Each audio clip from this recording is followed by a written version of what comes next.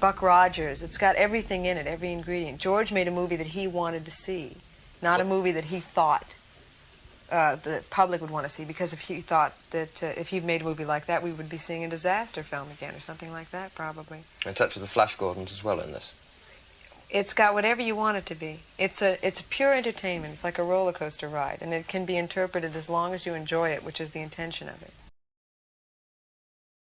Something that George initially set out to do was a kind of 3-act saga with these 3 trilogies, and I think we felt that we should honor and respect that. Liar! Liar! Liar! Luke would never say that. I'm sorry. Well, in this version, see, I'm talking about the George Lucas Star Wars. This is the next generation of Star Wars. So I almost had to think of Luke as another character. Maybe he's Jake Skywalker. He's not my Luke Skywalker. I think that the thing that George never did was maintain the status quo. And I think that that's really important because... Fuck you, fuck you, fuck you, fuck you, fuck you, fuck you, fuck you! He's not my Luke Skywalker. I said to Ryan, I said, Jedis don't give up.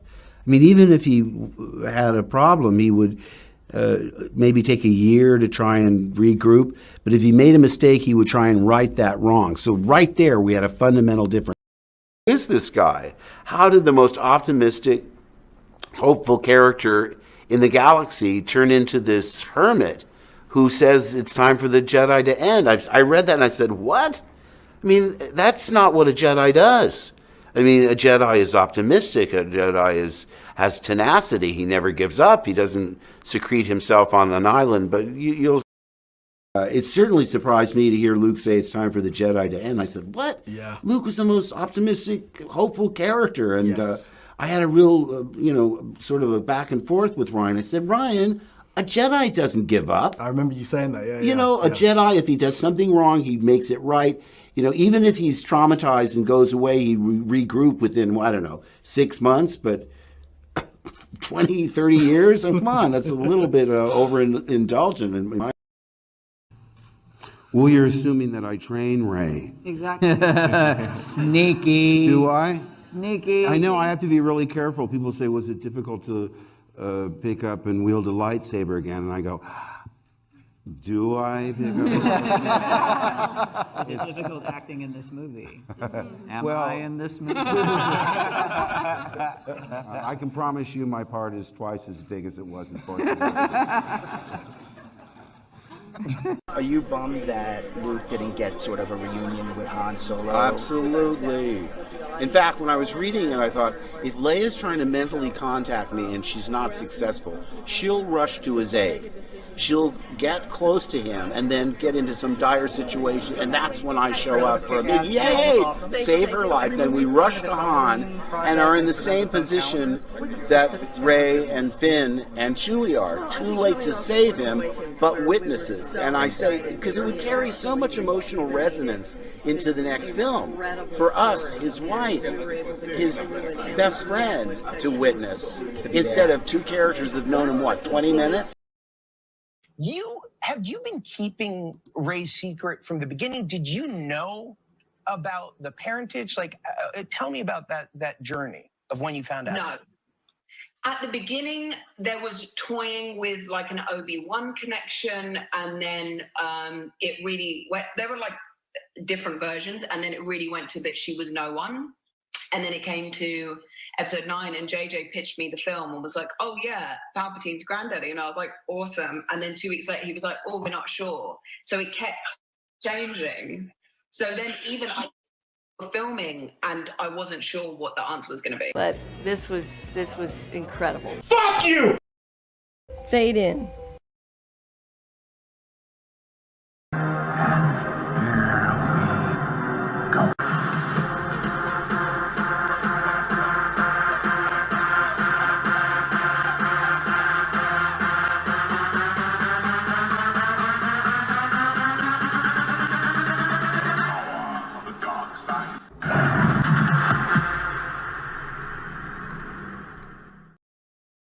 Fade in, fade in, fade in, fade in, fade in. What's up, all my Ewok Shovels, droids, and Wookiees? It's Anna, also known as That Star Wars Girl, and today, I'm going to be talking about a lot of shit. So, for those of you that do not know, that you need a little bit of background on what's going on. Also, there are 363 people watching, so hello, everyone. Please smash the like button. It will really help out my channel with the algorithm, because I was doing well, and the algorithm was like, fuck you. But luckily enough, my channel passed 180,000 subscribers today. So thank you so much, everyone. That's freaking awesome. Freaking awesome. So I sincerely appreciate it from the bottom of my heart for everyone that is helping me beat the psychotic YouTube algorithm and allows me to spread the word about this fucking insanity. So, a little bit of backstory. Gina Carano got harassed for months. For months, the weirdos went after her, and then they finally won. The hashtag Fire Gina Carano hashtag worked, and she got fired from Disney. They didn't call her. They didn't, send a representative to let her know that she was getting fired. She found out because it got posted on social media. So she found out the same time that everyone else did. Then, all of these weirdos that, were harassing her for months, for literally months, and we have evidence of this. They don't have any evidence. And then the evidence that they claim to have, it's proven wrong the second you present logic, reason, and facts. It's like these little things called facts. These people don't understand, but it's been brought to our attention. And I've had to deal with these people so much. So I have a really good sense on how these people think and what they do, because I get canceled every other week on Twitter. I post something, and the weirdos that I've never heard of, never interacted before, never seen their accounts before, they all come out of the woodwork and they start going, "You did something we didn't like on the internet. We need to cancel you." And these people, they don't think like a normal person. They respond like children, or somebody who, I don't want to say it because it's insulting to people that have, disabilities, but it's like my rule of thumb. I'm like, if Forrest Gump would understand this and you're not understanding this, you got some issues. So it's very, clear things. Again, black and white issues that they like to go and say, oh wait, this is a black and white issue. No, it's purple. No, it's pink. No, it's like every single fucking color under the rainbow. And it's like, no, it's this. Like, we can prove this with facts, but they don't care about that kind of stuff. And I've had to deal with this for a lot. Well, so this article came out from Inverse, and Inverse is known, and I did a video on this earlier, but Inverse is known for making content that is completely one-sided. And even when there is evidence out there that disproves the things that they're claiming in those articles, they ignore them. But they bring these other things as evidence, which are just, speculations and things like that, and they use that as their facts when they're writing the article. So this hit piece came out about Gina, and these people are so fucking stupid, they don't even realize that they all admitted to slander and harassment, and it was an organized campaign, which we all know because I dealt with this before. I did actually a stream with Geeky Sparkles from Clownfish TV where we talked about the She-Rees when I was getting harassed by all those She-Ra people over a 3-worded post. I tweeted 3 words and 1 emoji, and they lost their minds. It's a post that is still getting all these weirdos losing their minds over it, and it's been months now. But so me and Geeky Sparkles were talking about it, and we were talking about how we get these things in waves, right? So at first, there's stages to the cancellation on Twitter. So there's the one. Stage number 1 is when they find the tweet, and it's actually an initial reaction where all of these weirdos are just reacting to this thing, and they're losing their minds because they're fucking children and they don't know how to handle their emotions, and they don't know how to keep scrolling past something that they don't like and they don't agree with, especially when it's just an opinion of a person that is a stranger on the internet. They don't understand the concept of just scrolling. I see shit all the time I don't like, and guess what I do? Scroll. Puppy love, Henry Cavill, Star Wars, depending on which it is. It's like, let's examine this for a little bit. It's like, post I really don't like and don't agree with. Keep swiping. It's amazing how that works, right? So that's just stage 1, the initial actual outrage. Then there's stage 2, where they see that stage 1 didn't work.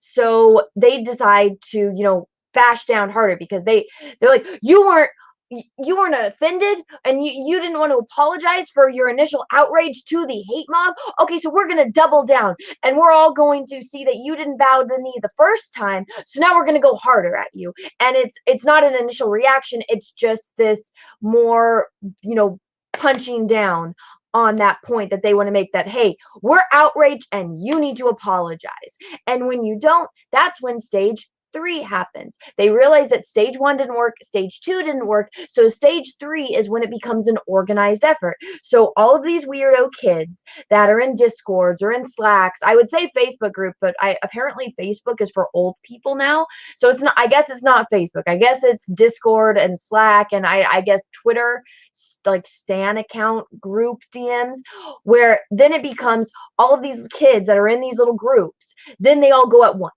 And so it becomes they're all attacking at once and they're all saying the same things. It's, they have 12 different fucking accounts, like each person that's in this little group, they all have 12 different little fake accounts. And then they just copy and paste the same reply over and over again. So that way you get overwhelmed by all of these people coming at once. And you can tell this because I remember when I was dealing with, I think it was, Birds of Prey, it was all of a sudden I had all these Brazilian accounts, and all of a sudden the Russian accounts come, which, yes, yeah, the whole Russian bots things, well, they're not bots, they're Russian teenagers that, they're all in these little groups. And then it's like, oh, the ones from this country and the ones from this country, and it all happens at the same time, and it lasts for about the same time. So then that's stage 4, when the organized groups come in and then they all start attacking you. Then there's stage 5. Stage 5 is when I'm just like, I am done. I'm not responding. Everyone's getting muted. So stage 5 is when they realize, hey, this person, Anna, or, somebody like Gina Carano or somebody else that is getting canceled, they usually have a following. I actually have a pretty decent following on Twitter. I think I have a little bit over 30,000 followers on Twitter. But here's the thing. People that follow me interact with my posts and interact with the things that I do on Twitter. So if I post something and if I'm in a Twitter battle, I've never asked for help. I never message people, say, hey, can you help me with this Twitter battle? No, I see somebody saying some shit to me and I laugh at it and then I retweet it. And because here's the thing. People are like, Annie, you need to get off Twitter. I'm like, you know what? Sometimes it's fun, just proving how stupid these idiots are. So I see something that's completely outrageous and absurd and I retweet, and it's like, come on, kid. It's too fun at this point just to make them lose their minds and just to prove them wrong with facts and, logic and reason. Isn't that crazy? And so, I retweet, and then they see, stage 5 is when they see that my tweets are getting traction. It's getting some attention. So what do? They want attention because that's why they're on social media. There are all of these kids that are just craving internet fame, and that's why they like to do this cancel culture hate mob, because it makes them feel important. It makes them feel like they're doing something. It makes them feel like they have this duty to society that they are fulfilling. So they go out of their way to go on these hate campaigns. It's kind of like, when a person commits arson, right? They light something on fire and they're watching the news as the entire world and all these firefighters are there, and it's on the news that they're trying to put out this fire, and the person that committed the arson, they're sitting at home and they get some kind of weird hate boner, this weird kind of high, knowing that they caused that. So that's what these weirdos that are in these cancel culture hate mobs, that's what they do. They get some kind of weird high from knowing that they're a part of this cancellation. All of these weirdos that were in this organized effort to get Gina Carano fired from Star Wars, they all can say now, yes, I did that. I was part of the hate mob. So they get it's like a badge of honor for them instead of a cone of shame. It blows my mind. So when it gets to the part where they all realize that, my tweets or Gina's tweets are getting attention, that's when it's like, all right, you guys are just here for clout, block, ignore, mute. Now, that was a little backstory on this. Now that you guys are all aware, let's bring up this article. All right, here we go. Where is it? Where's my screen? There we go. So I'll make myself a little bit bigger because people like to see when I rage. So here we go. So I found this article. It's from Inverse. But so I scrolled through it and I made this tweet, wow, an article about weirdos harassing Gina. Congrats to Ryan Canal, who is over at RK Outpost. Go follow him. They credit him, the person that wrote this credits him for being the first stepping stone in the hate campaign against Gina because she liked his tweet. So it's actually Ryan's fault. So go blame Ryan for being the first live tweet that apparently started the movement against her. I spelled stranger instead of strange. Strange that Dataracer's evidence is left out. So Dataracer is a fantastic account. If you guys are, let me post the link to this tweet in the chat so you guys can have it if you guys want to follow along. And also here is the article if you guys want to follow along with me. I believe the link for it is in the description of this video. Here we go. Let me get something to drink. My throat's all dry. There we go. So Dataracer is a fantastic account. And Dataracer, what he does is he goes and he actually takes screenshots of all of these weirdos that harass people. So, you know, here it is. Gina Carano is being bullied and harassed by SJW trolls. They're calling her racist bootlicker and demanding she say ACAB/BLM to prove she's not a racist. Gina is having none of it, calling them cowards for trying to bully her off social media, which is exactly what she did. And you can see all of these tweets, you know, at Gina Carano, I fucking hate you, you racist bitch. Cara Dune would literally hate her fucking guts. Give up on your career, racist bitch. If you don't support BLM, you're racist. End of story. So how does it feel to be a racist dipshit? Explain why you're racist cop supporting bitch. Racist. You have shown us that you're wrong rather than simply tell us. Is asking you to prove that you're anti-racist, which is different than just not being racist. Miss Gina Carano, I hope you know how much of an inspiration you were to us, but now, and they don't even spell any of this right. You've come out as a bootlicker and a racist. I literally feel sick knowing I liked you. You absolutely disgust me with your behavior. Fuck you. Racist piss baby ignorant. Block me if you're racist, anti-masker, cop, apologist. At Gina Carano, do it. Bootlicker, I dare you, you weirdo. You are a bootlicker and a racist. Stop talking already. Pursuit of ending your acting career because you're racist. Gina Carano, how does it feel to be a clown and a racist? Like, these people are all fucking insane. And this goes on and on and on. And again, this is exactly what I was just talking about. They come in waves. It's an initial wave. Then it becomes an organized effort. And then they start copy and pasting. And it's all of these fake accounts that are called Stan accounts. It should be called deranged accounts if you really want to get down to it, because that's exactly what these people are. And they just go and harass her. Now, Dataracer has a ton of this. But I thought it was interesting that, you know, a person... Here's one thing. When I was younger... And I know I'm young. I'm still in my 20s, and so I'm still considered by a majority of the population as young. But even though I'm only a few years older than the person that wrote this article that we're about to read, or that I'm about to read in inverse, it is night and day to the generational issues. Because, I mean, this person is about the same age as my baby sister. Now, I remember when the iPhone got invented. I remember, you know, before, I guess the internet was around, but we didn't have it because I lived up in, you know, a tiny little farming community in the Central Valley of California. And, you know, I couldn't watch TV shows unless I was in town because on the farm, we didn't get TV shows because you had to have a satellite dish. Remember when those things, everyone had the satellite dishes on their house? Now everything is connected through your internet and the Wi-Fi and whatnot. You know, I remember when caller ID came around, and, you know, it was a big thing to have caller ID on your phone and to have a cordless phone. I remember the one on my kitchen wall with the long wire, you know. My sisters, you know, they don't really remember that kind of stuff because they were really little. And, you know, even though we're all in our 20s, it's still a very big difference between, you know, my age and their age. And just the things, like, I didn't grow up with an iPhone. I remember I was pissed because when I finally got a cell phone, I was in high school and my youngest sister was in elementary school. Now, it was a little bit different. My parents would have probably never gotten us cell phones, but that was when my parents got divorced and, you know, we're living in separate households. So all the kids got cell phones and it was one of those family plan deals. But still, like, I didn't get a cell phone until I was in high school, but my youngest sister got a cell phone when she was in elementary school. I mean, that was, you know, unheard of when I was in elementary school for kids that young to have, or, you know, for anyone really at that point to have cell phones. I mean, my parents didn't even have cell phones until later. So it is very different when you do grow up with that kind of stuff. And the fact that, you know, they live, like, these kids are now growing up. I mean, I see babies playing on iPhones and iPads, and they know how to use all of that. I remember, like, first, like, what the hell is this? How do you use this shit? you know, and you figure it out after a while, but still it's a little bit confusing when you first get a hold of that technology, especially if you've never seen it before. But these kids are, you know, they're growing up from infants with it. And it really hit me the other day that I'm like, oh my God, an 18-year-old now, like adults weren't alive when Lord of the Rings came out. Like they weren't even alive when the Fellowship of the Ring came out. And I'm like, oh my God, I feel fucking old. But so these kids that grow up in this, you know, with always social media, they have this huge disconnect from what real life is. And so I want to let everyone know the person writing this article, this person is 23 years old. And I know that when I think of a 23-year-old, I think of, oh, what was my mom doing when she was 23? Okay, well, she was married and she was a mom already and she was working. What was my grandma doing when she was 23?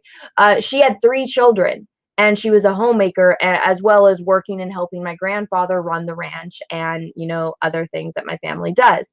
And so it's like 23.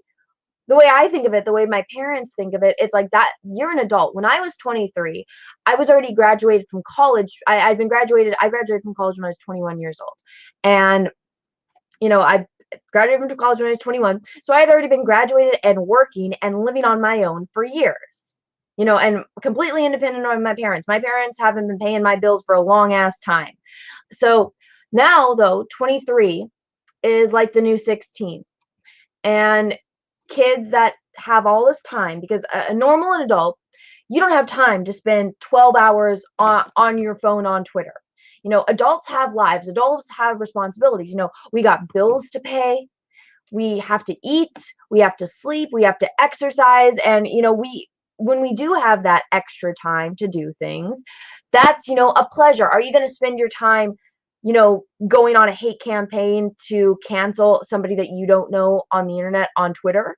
No, you're not. An adult isn't going to do that. Kids are going to do that because they have time. Because right now, you know, on top of, you know, always being on the internet and always have access to these kind of things, what kids have nowadays is because of COVID, they have all of this free time. They're not allowed to go and play with other kids. Even if, I don't even know if kids do that anymore, but they're not allowed to go hang out. They're not allowed to go to parties or have parties. They're not allowed to talk about school dances or go to sporting events and do things that kids do because of COVID. So they're all on their phones and they're all like, well, what can we do? And so I feel like a lot of people are getting canceled. Like what? The other day, a plane, like something went wrong with the plane, and I saw on Twitter, it was #cancel Chris Pratt was trending along with Donnie Darko and a plane crash because a part of a plane, I guess, that malfunctioned and caused the plane to crash, but that part of the plane that malfunctioned had the word Pratt in it. So that caused all these kids to want to go cancel Chris Pratt because they even though I've never seen him post anything political, they assume he's a conservative and they want to cancel him because he didn't go to some Biden thing, which he wasn't even invited to. And me as an adult, I look at the situation, I'm like, okay, well, what's going on in Chris Pratt's life? Okay, he got married to Arnold Schwarzenegger's daughter and they had a baby. So he has a newborn baby. Why would he go and risk getting COVID? Why would he go to this event, risk getting COVID, and bring it back to his wife who just had a baby and his young, you know, infant baby? Why would he do that? You know, that to me, I look at that and it's I wouldn't, you know, I don't think, you know, a normal person looks at that and would see anything wrong with the fact he didn't go to an event he wasn't even invited to in the first place. And also, if he was invited to, why it would make sense for him to decline, because what happens if he goes and he catches COVID and he brings it back home to his wife who is, you know, recovering from childbirth, and what if she gets it and dies? You know, and yes, COVID mostly affects, you know, older people, but still, you know, after you have a baby and you're dealing with that kind of stuff, you know, maybe your immune system is a little bit lower and, you know, maybe she's dealing with postpartum depression or something like that. And what if she gets it and dies and now he's left as a single father with a, you know, with a newborn baby and his wife is gone? Or what if his baby gets it and his baby is young and, you know, she's not able, I believe it's a girl, not able to recover from and she dies? You know, me as an adult, I can think of every single reason why, you know, it would be acceptable for Chris Pratt to not go to an event that he wasn't invited to in the first place. And none of those things that I, you know, the excuses that I came up in my own mind equal he's racist, he's a homophobe, he's all of these terrible things that they want to call him. Adults don't think like that. A sound, sane person doesn't think like that. Now that I've spent all of this time explaining this to you, let's read this insane article. Let me get a drink. Also, hello to the 825 people watching. Thank you so much for being here. Smash the like button if you do not mind. For whatever reason, recently my throat has been really dry, and no matter how much I drink, it's just I can't get over this like scratch in the back of my throat. I don't know if anyone else ever has to deal with that. I was eating applesauce like last night, and I love applesauce, but I like putting cinnamon in it. And I had like my first bowl of applesauce, I had a bunch of cinnamon and it was so good, but then I'm like, oh, this isn't helping my throat. And so I just had applesauce without cinnamon, which is still good, but I prefer it with cinnamon, and it helped a little bit. I had a popsicle, that one really helped, but still I don't understand, like, why is my throat so dry? I don't get it. Maybe it's because I'm talking so much. So this is from Inverse. I saw somebody got mad. They're like, Ree, you need to, don't give them clicks. Go archive this tweet or go archive this article. I'm like, I don't know how to do that. So I apologize for people that are going to get mad that I didn't archive this and I'm reading it from an archive. If you guys want to go do that, that's awesome. I have no idea how to do that. And I don't really, I guess it's a Google search away from how to do that, but I'm just going to read it. This is easy. It's right here. Here we go. Oh, what's going on? Is there a troll in my chat? Oh no, it's not a troll. All right, here we go. All right, let's read this. I'll say Rebel Alliance. Gina Carano fired. How an army of Twitter stands changed Star Wars forever. And let me put this link in the chat as well. It is in the description of this video, but go ahead and if you guys want to follow along, because I know this is a little bit small on the screen. Here we go.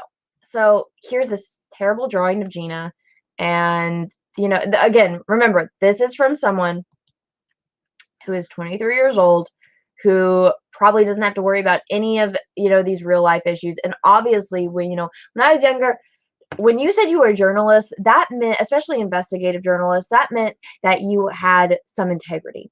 And what I remember, just from what I think of as a journalist is on a search for the truth and exposing the truth.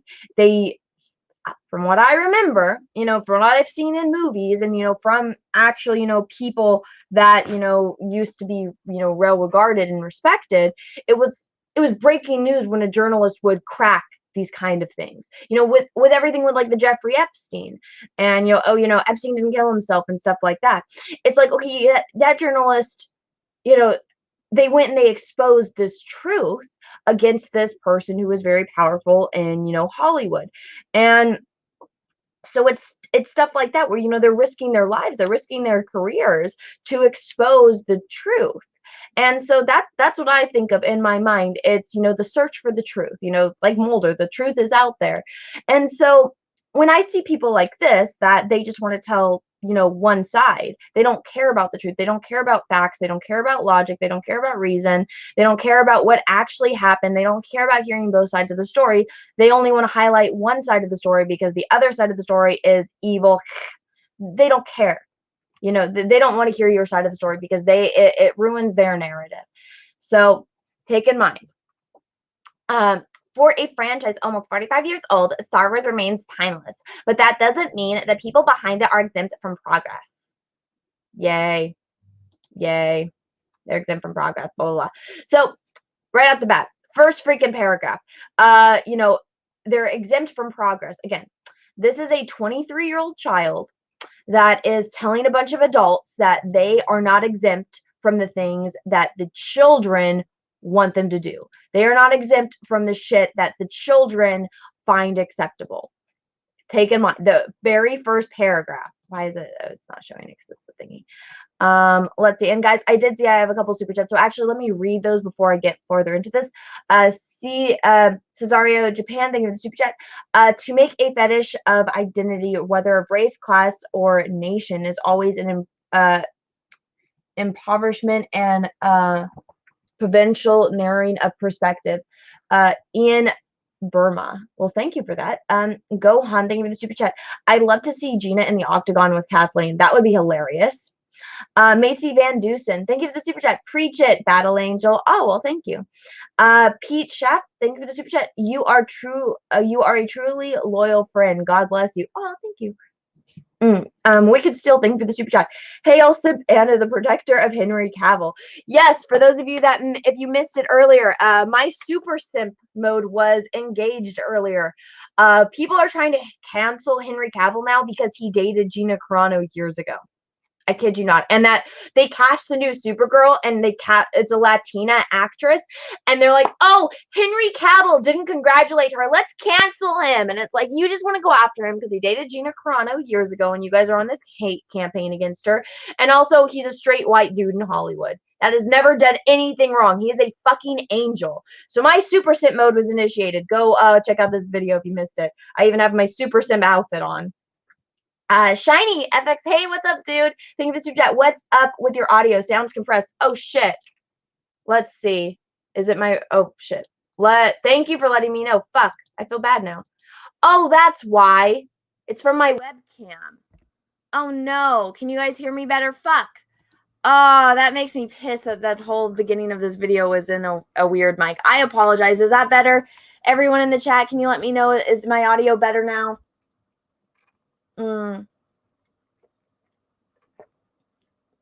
It's clearer but lower.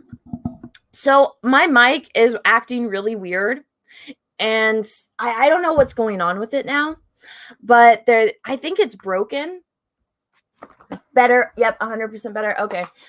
So yeah, I don't know. I recorded a video like a few days ago, and I actually didn't come out with a video for, I think, 3 days because my mic wasn't working. Like, I would go to record and then it would show up as working, and then after 30 seconds of recording, the mic would just go flat, and so I would lose my audio, and it really pissed me off. And so I was messing with it. I finally got it to work. I guess it's expired its lifespan, so I need to get a new microphone.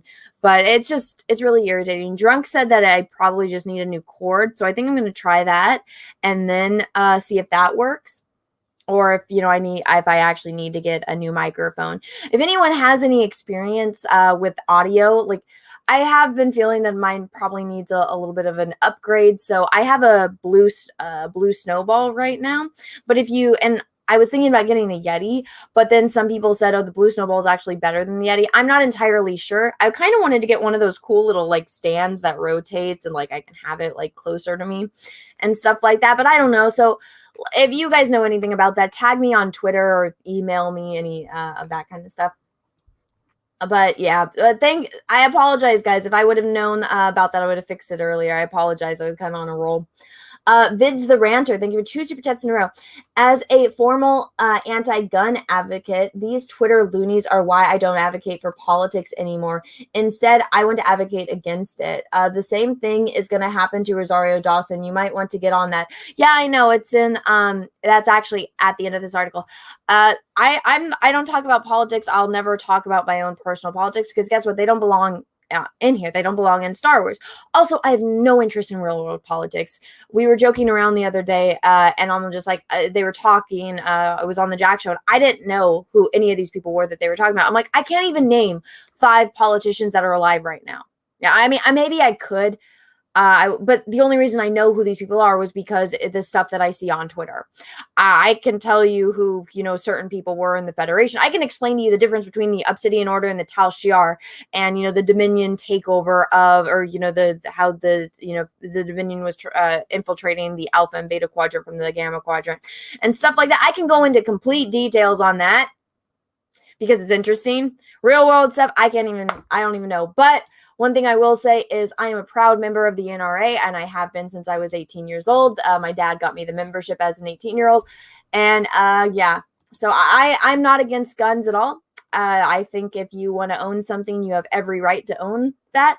And it's not a gun's fault that the person that owns it is irresponsible or is a hateful, spiteful person. That is insane. I've had guns, and my guns have never killed anyone. It's the bad people that get a hold of it, that do bad things. It's not the gun's fault.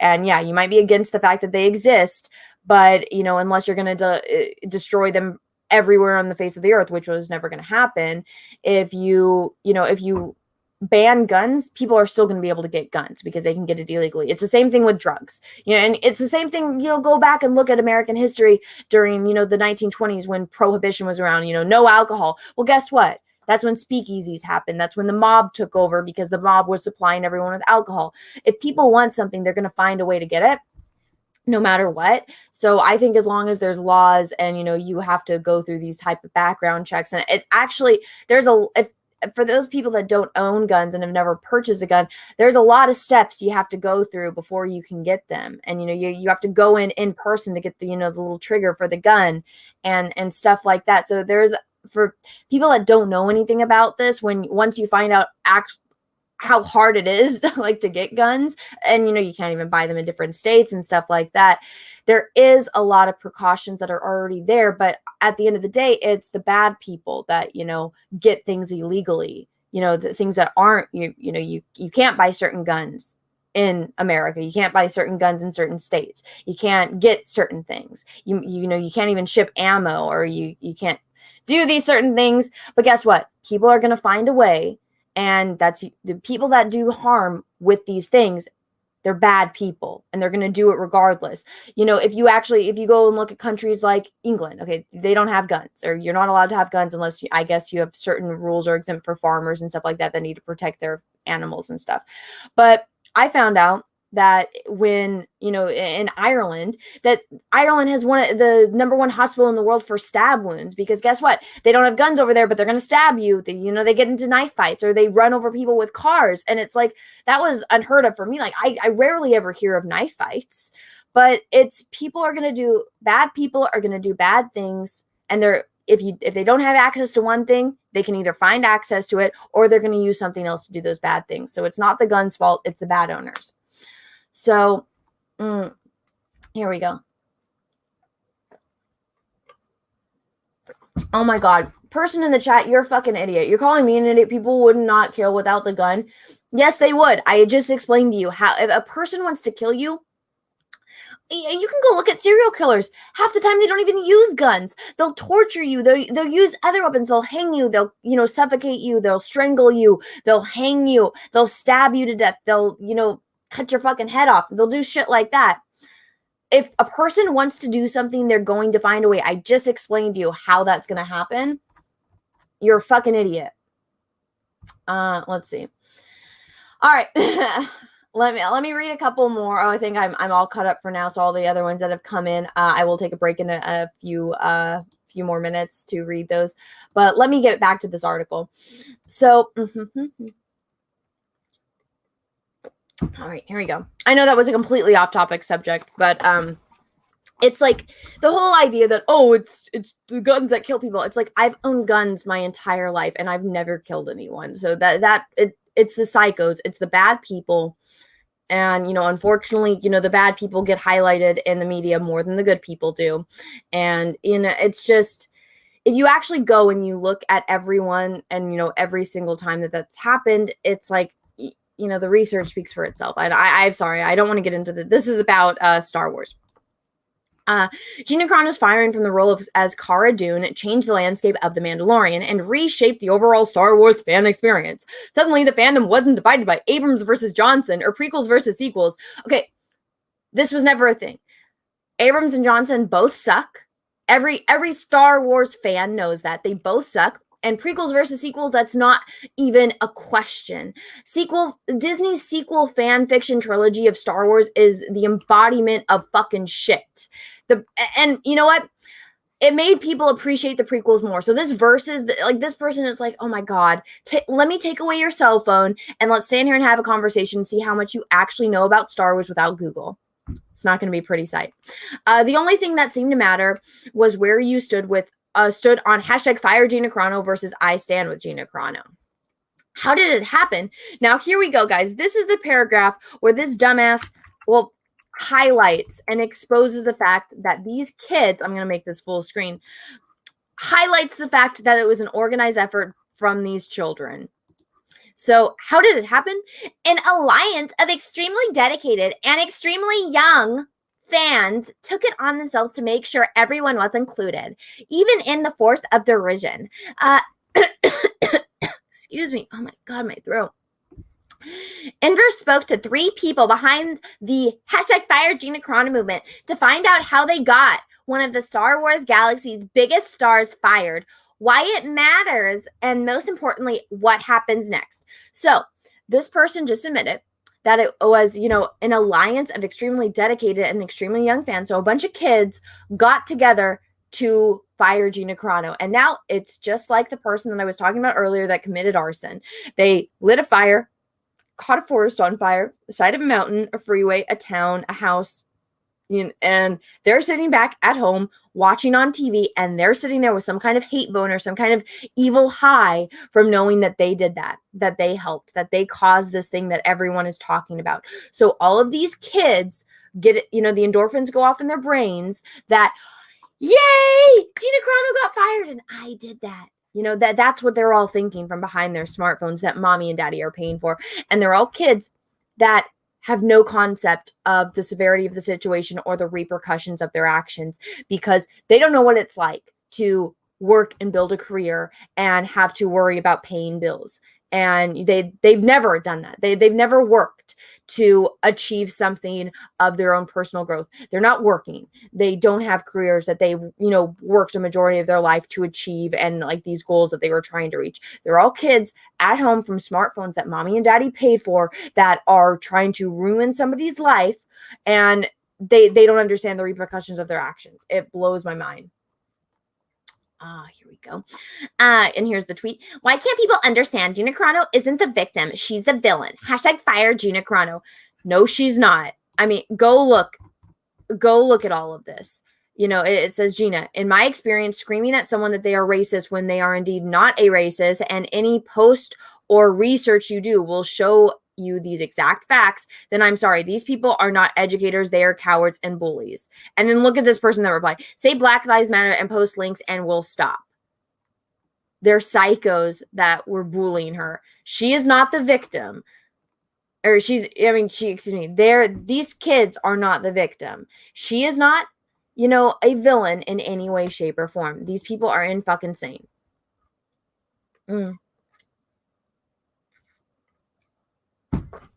What is going on? Is there a troll in my chat? Let's see. Mods, if there's a troll, can you take care of it, please? Let's see. I'm going to add some of my members as mods. Guys, I don't know. It said something. Let's see. All right. Well, mods, just be aware if there's,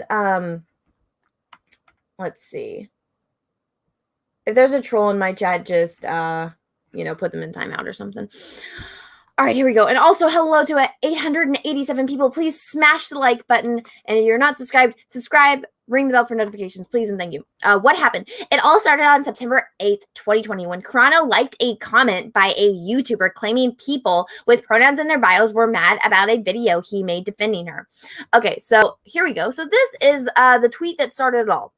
So this person shows, this is, in the thread, they say right here, so what's liking transphobic tweets about, or one's bashing BLM? What are those? And so here you go. Here's Ryan Cannell from RK Outpost, whose channel is blowing up right now. So congratulations to him.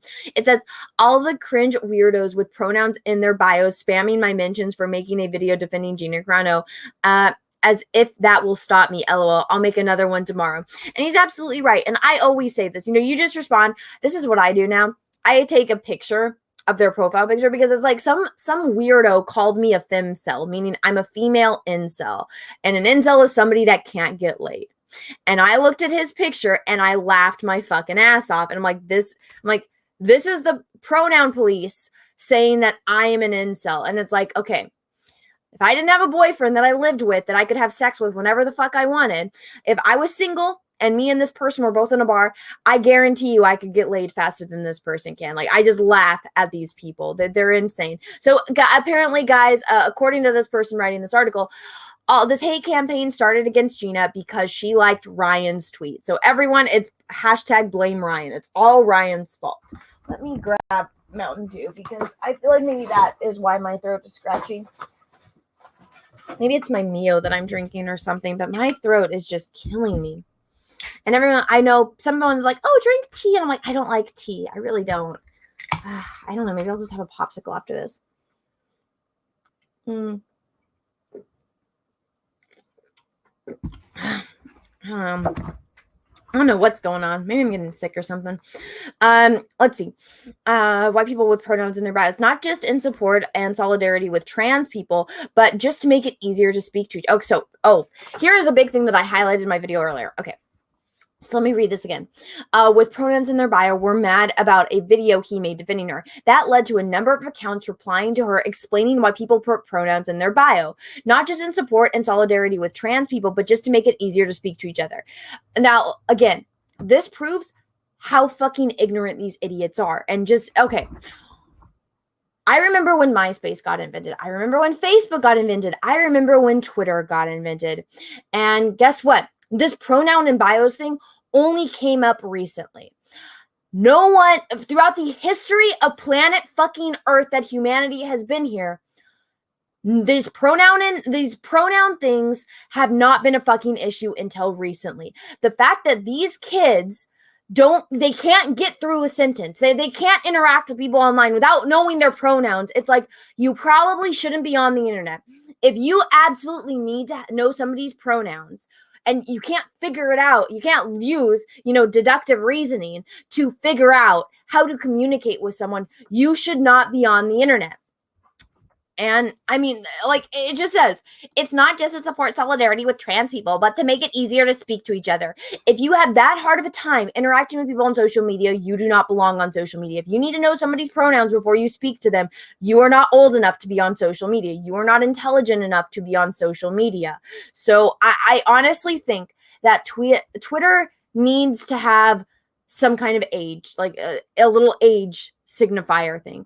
And I know that people might be against this, but personally, as long as Twitter does not disclose any of this information, I think when you sign up for Twitter, it should have one thing where you have to show some kind of photo ID that has your age, that they can, say, okay, and you can put whatever profile picture you want, you can put whatever name you want, but if you are under the age of 18, and the only way to have an account on this social media platform is to show some kind of photo identification, whether it be a driver's license, a passport, an ID that has your age on it, and it won't tell anyone your age, but it'll highlight your name. Like, if you are under the age of 18, your name is highlighted in red. And it doesn't matter. You don't have to have your real name. You don't have to have your picture. You don't have to have any personal information, but it'll just highlight you in red. So that way everyone on the internet knows this person is under the age of 18. And you can tell just by the way that they interact, and not to discount, all kids that are under the age of 18. There are some children out there that are extremely intelligent, very well spoken, very eloquent, where this does not apply to them, where they don't need pronouns next to a bio to be able to interact with someone. But I think there should be something there. Just so when you're interacting, it's like, okay, well, that person's name is highlighted red, they're a kid. Just keep scrolling. Like, don't eat. And here's the thing that they're going to bring up in this article. It's like, oh my God, we attacked Gina and she responded. Well, it's her fault because she responded. She didn't have to respond to us. It's like, you came into her mentions. And this is what I get all the time. They're like, Ree, you have a bigger following than us. You're bullying us. It's like, bitch, if you didn't come into my mentions, none of this would have happened. If you weren't like, okay, if you want to go pick a fight, if you're a tiny little, scrawny little kid and you want to go pick a fight with the biggest kid in school, you're going to have to be prepared to get punched in the face by the biggest kid in school. And I'm taught, like, that's a literal thing, but figuratively on the internet, if you are a tiny little person and you don't have a big following and you go crazy at a person that has, I don't know, like me, I only have a little bit over 30,000 followers, but you go after somebody like Gina who has 100,000 and some people with 1 million, and that person responds to you. Again, you're the kid that picked a fight with somebody that was bigger than you. If you're not prepared to get punched by the bigger person, don't go after the bigger person. It's common fucking sense that these people don't have, again, because they are children. Also, hello to 1,041 people watching. Please smash the like button. If you are not subscribed, smash the subscribe button, ring the bell for notifications, please, and thank you. All right. So again, not in support of solidarity with trans people, but just to make it easier to speak to each other. Again, if you need to have pronouns, if a person needs to have pronouns in their bio for you to interact with them, you are not old enough to be on the internet. You are not intelligent enough to be on the internet. You need to delete your Twitter account and, I don't know, maybe go learn some life lessons. Go outside and talk to people. And, this is a thing that I feel like we've never had an issue with. I've interacted with so many people on Twitter. I don't need to know their pronouns. You don't need to know somebody's pronouns to interact with them. I mean, there's sometimes when I post, a Henry Cavill thirst tweet, I'm like, ugh, and somebody says something funny like, oh, Anna, you're a simp, and I just respond 100%, and I'll put a little gift. I didn't need to know the person's pronouns that I interacted with to respond to them. It's like, how stupid can you possibly be? They pointed to our co-star, Pedro Pascal, who put his pronouns in his display name. Yeah, you know why Pedro did that? Because he got bullied to do it. All of these he didn't have pronouns in his bio. And if you go follow Dataracer compiles all of this, and he shows before Pedro put pronouns in his bio and how people went after him to do it and how he bent the knee to the hate mob. Here we go. And in response, Carano blocked them. Well, yeah, she says it. If you guys go and watch the interview where she did it over on the Daily Wire with Ben Shapiro, she explained, she's like, if you call me a racist, if you say these terrible things about me, I don't ever want to speak to you again. And so she'll block them, which she has every right to do. And these weirdos go out. It's a joke on Twitter. If you follow me on Twitter, you'll see it. I'm blocked by like 90% of Twitter. And I always, every single time somebody posts something and I can't see it because I'm blocked, I respond. I'm like, I've never seen this person before. I've never interacted with this person before, but I'm blocked. And it's a joke now. They're like, who hasn't blocked Anna yet? And I'm like, I don't know. It's actually amazing when I'm not blocked by some people. But at this point, I'm blocked. But I really wish that Twitter would show you how many people blocked you, because I feel like I have one of the highest blocked accounts, or like I'm one of the #1 blocked accounts on freaking Twitter. I'm crying. It only took 4 minutes, tweeted Kennedy, Dark Sokas. So this person links tweets, but then they don't, again, they don't leak any of the evidence. Again, very one-sided. When Gina blocked her. Later, Kennedy, who asked to remain anonymous beyond their Twitter account, reflected on the moment. This is the part that I was just talking about. She didn't owe anyone a reply, Kennedy tells Inverse. She could have just ignored the requests or politely declined them, but she decided to respond negatively and allowed her supporters to do the same, which provoked the spam in response. Okay, so then again, this is when you go and you pull, you pull the dog's tail and the dog bites you. It's, you go poke the sleeping beast. It's like, what are you doing? If it's, you go out of your way, you're let's figuratively speaking, you are the tiny little kid, and you go and you decide to go punch the biggest kid in school. You go decide to punch them, and guess what? The biggest kid in school, the biggest, strongest kid in school, because this person has how many followers? They got 2,000 followers. That's actually pretty high for these people. And so Gina Carano, let's see how Gina Carano has over 100,000 easily. I think she's got like 500,000. So Gina Carano, obviously 500,000 is a lot bigger than 2,000.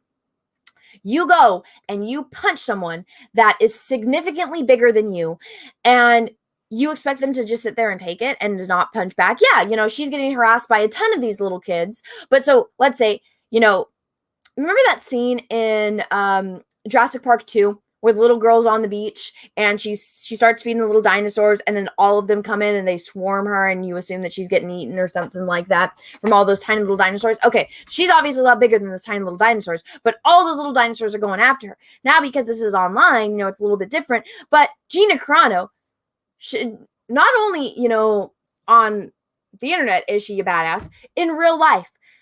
I always retweet these people. I'm like, I dare you to say this shit to her face, because it would be hilarious to watch you piss yourself, because none of these people would be saying this shit to her face, but they can because they're hiding behind a computer screen. They're hiding behind a keyboard.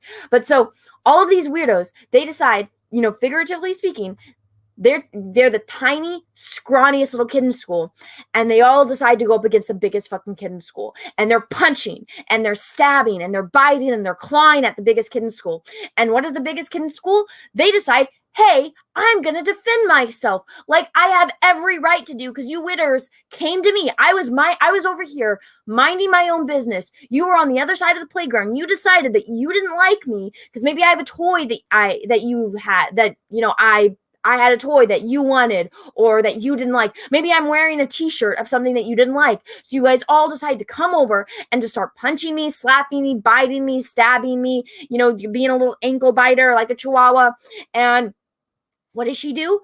She decides to defend herself. Maybe she's not going to punch all of them back, but she's going to push some of them away from her, right? And so these ones, the ones that did get pushed away, the ones that she did, push back defending herself, which she has every right to do, they're like, she didn't owe us a reply, even though it literally shows in the person that responded to her where she was calling out these, the bullies. They literally say Black Lives Matter and post links and we'll stop. It's like, you guys are literally doing the exact opposite. And this person that's writing it, again, is 23 years old and doesn't care about evidence. They don't care about facts. They don't care about logic. They don't care about reason.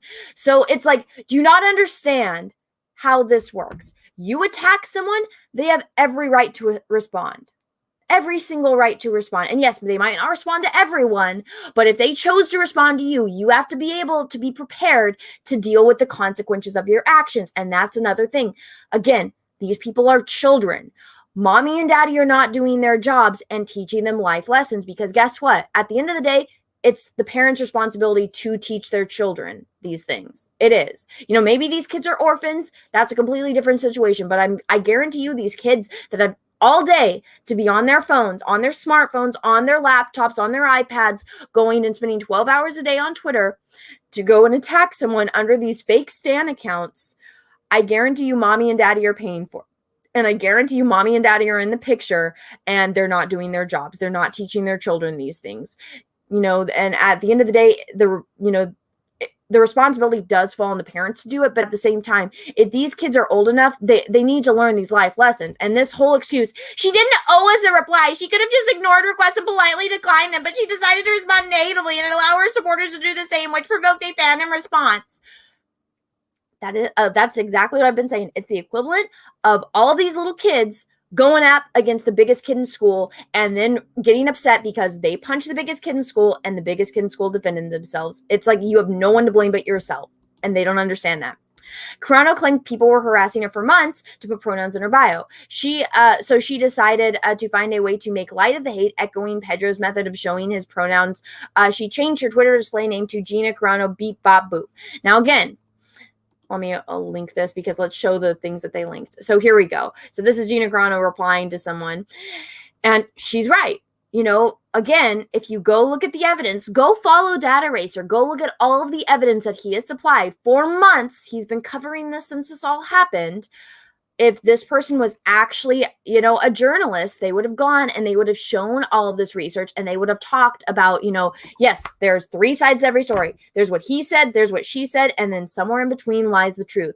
A journalist, a good journalist, a respectable journalist would be looking for that middle. They want to find the truth. They want to get both sides of the story, and then here's the truth, and then who's ever reading it can make of it what they will. This person isn't a good journalist. This person is a 23-year-old with an agenda.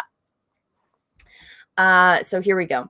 And again, if you wanted to go really look into this, Gina talks about this in the Ben Shapiro interview. She highlights this exact fact. All right, here we go. And then it has a screenshot of this.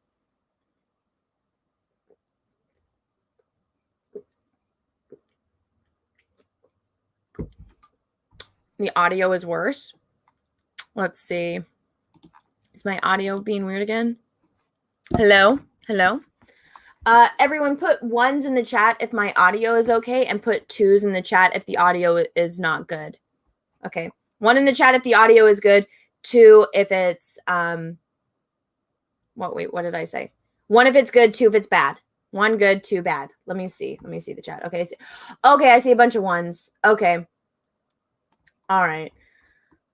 Huh. Okay. I guess, maybe the person's watching it back. Person that said that my audio is bad, just refresh it.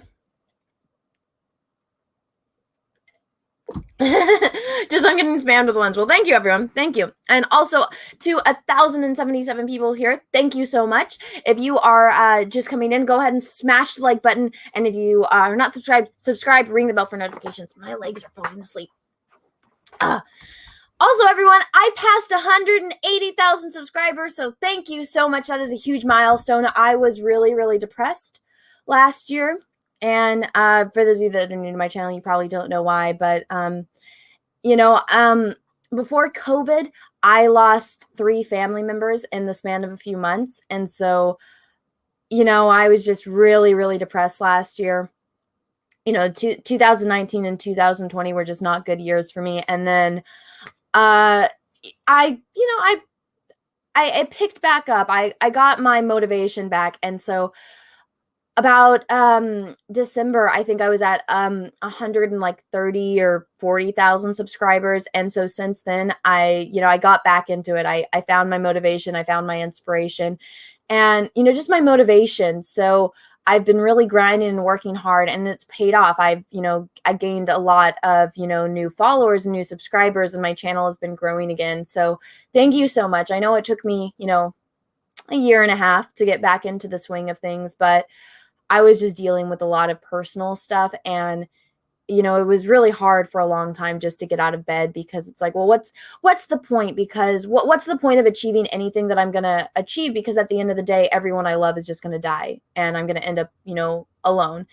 And then I found my footing, and I found my motivation, and I realized, yeah, everyone's going to die, but it's about living, and it's about making the most of every single day. And I spent too long being sad. And even though I'm still sad, and even though it is still hard to, do certain things or think about certain things, it's about making the most of the time that we have. And the time that we have is extremely precious, which, I got a comment earlier because I made this point, which is in the video I did on this video, or the video I did on this article earlier, which is, okay, for these kids, and, I can do this very easily. It's like, if I turn off the internet, and even when the internet's turned on, these kids, these people that are trying to cancel me, which the first time I got canceled on Twitter, it was very overwhelming. I cried.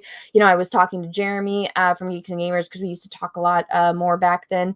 And I'm just like, I don't know what's going on. And then I was supposed to be on a High Council episode, and I was crying, and I couldn't do it.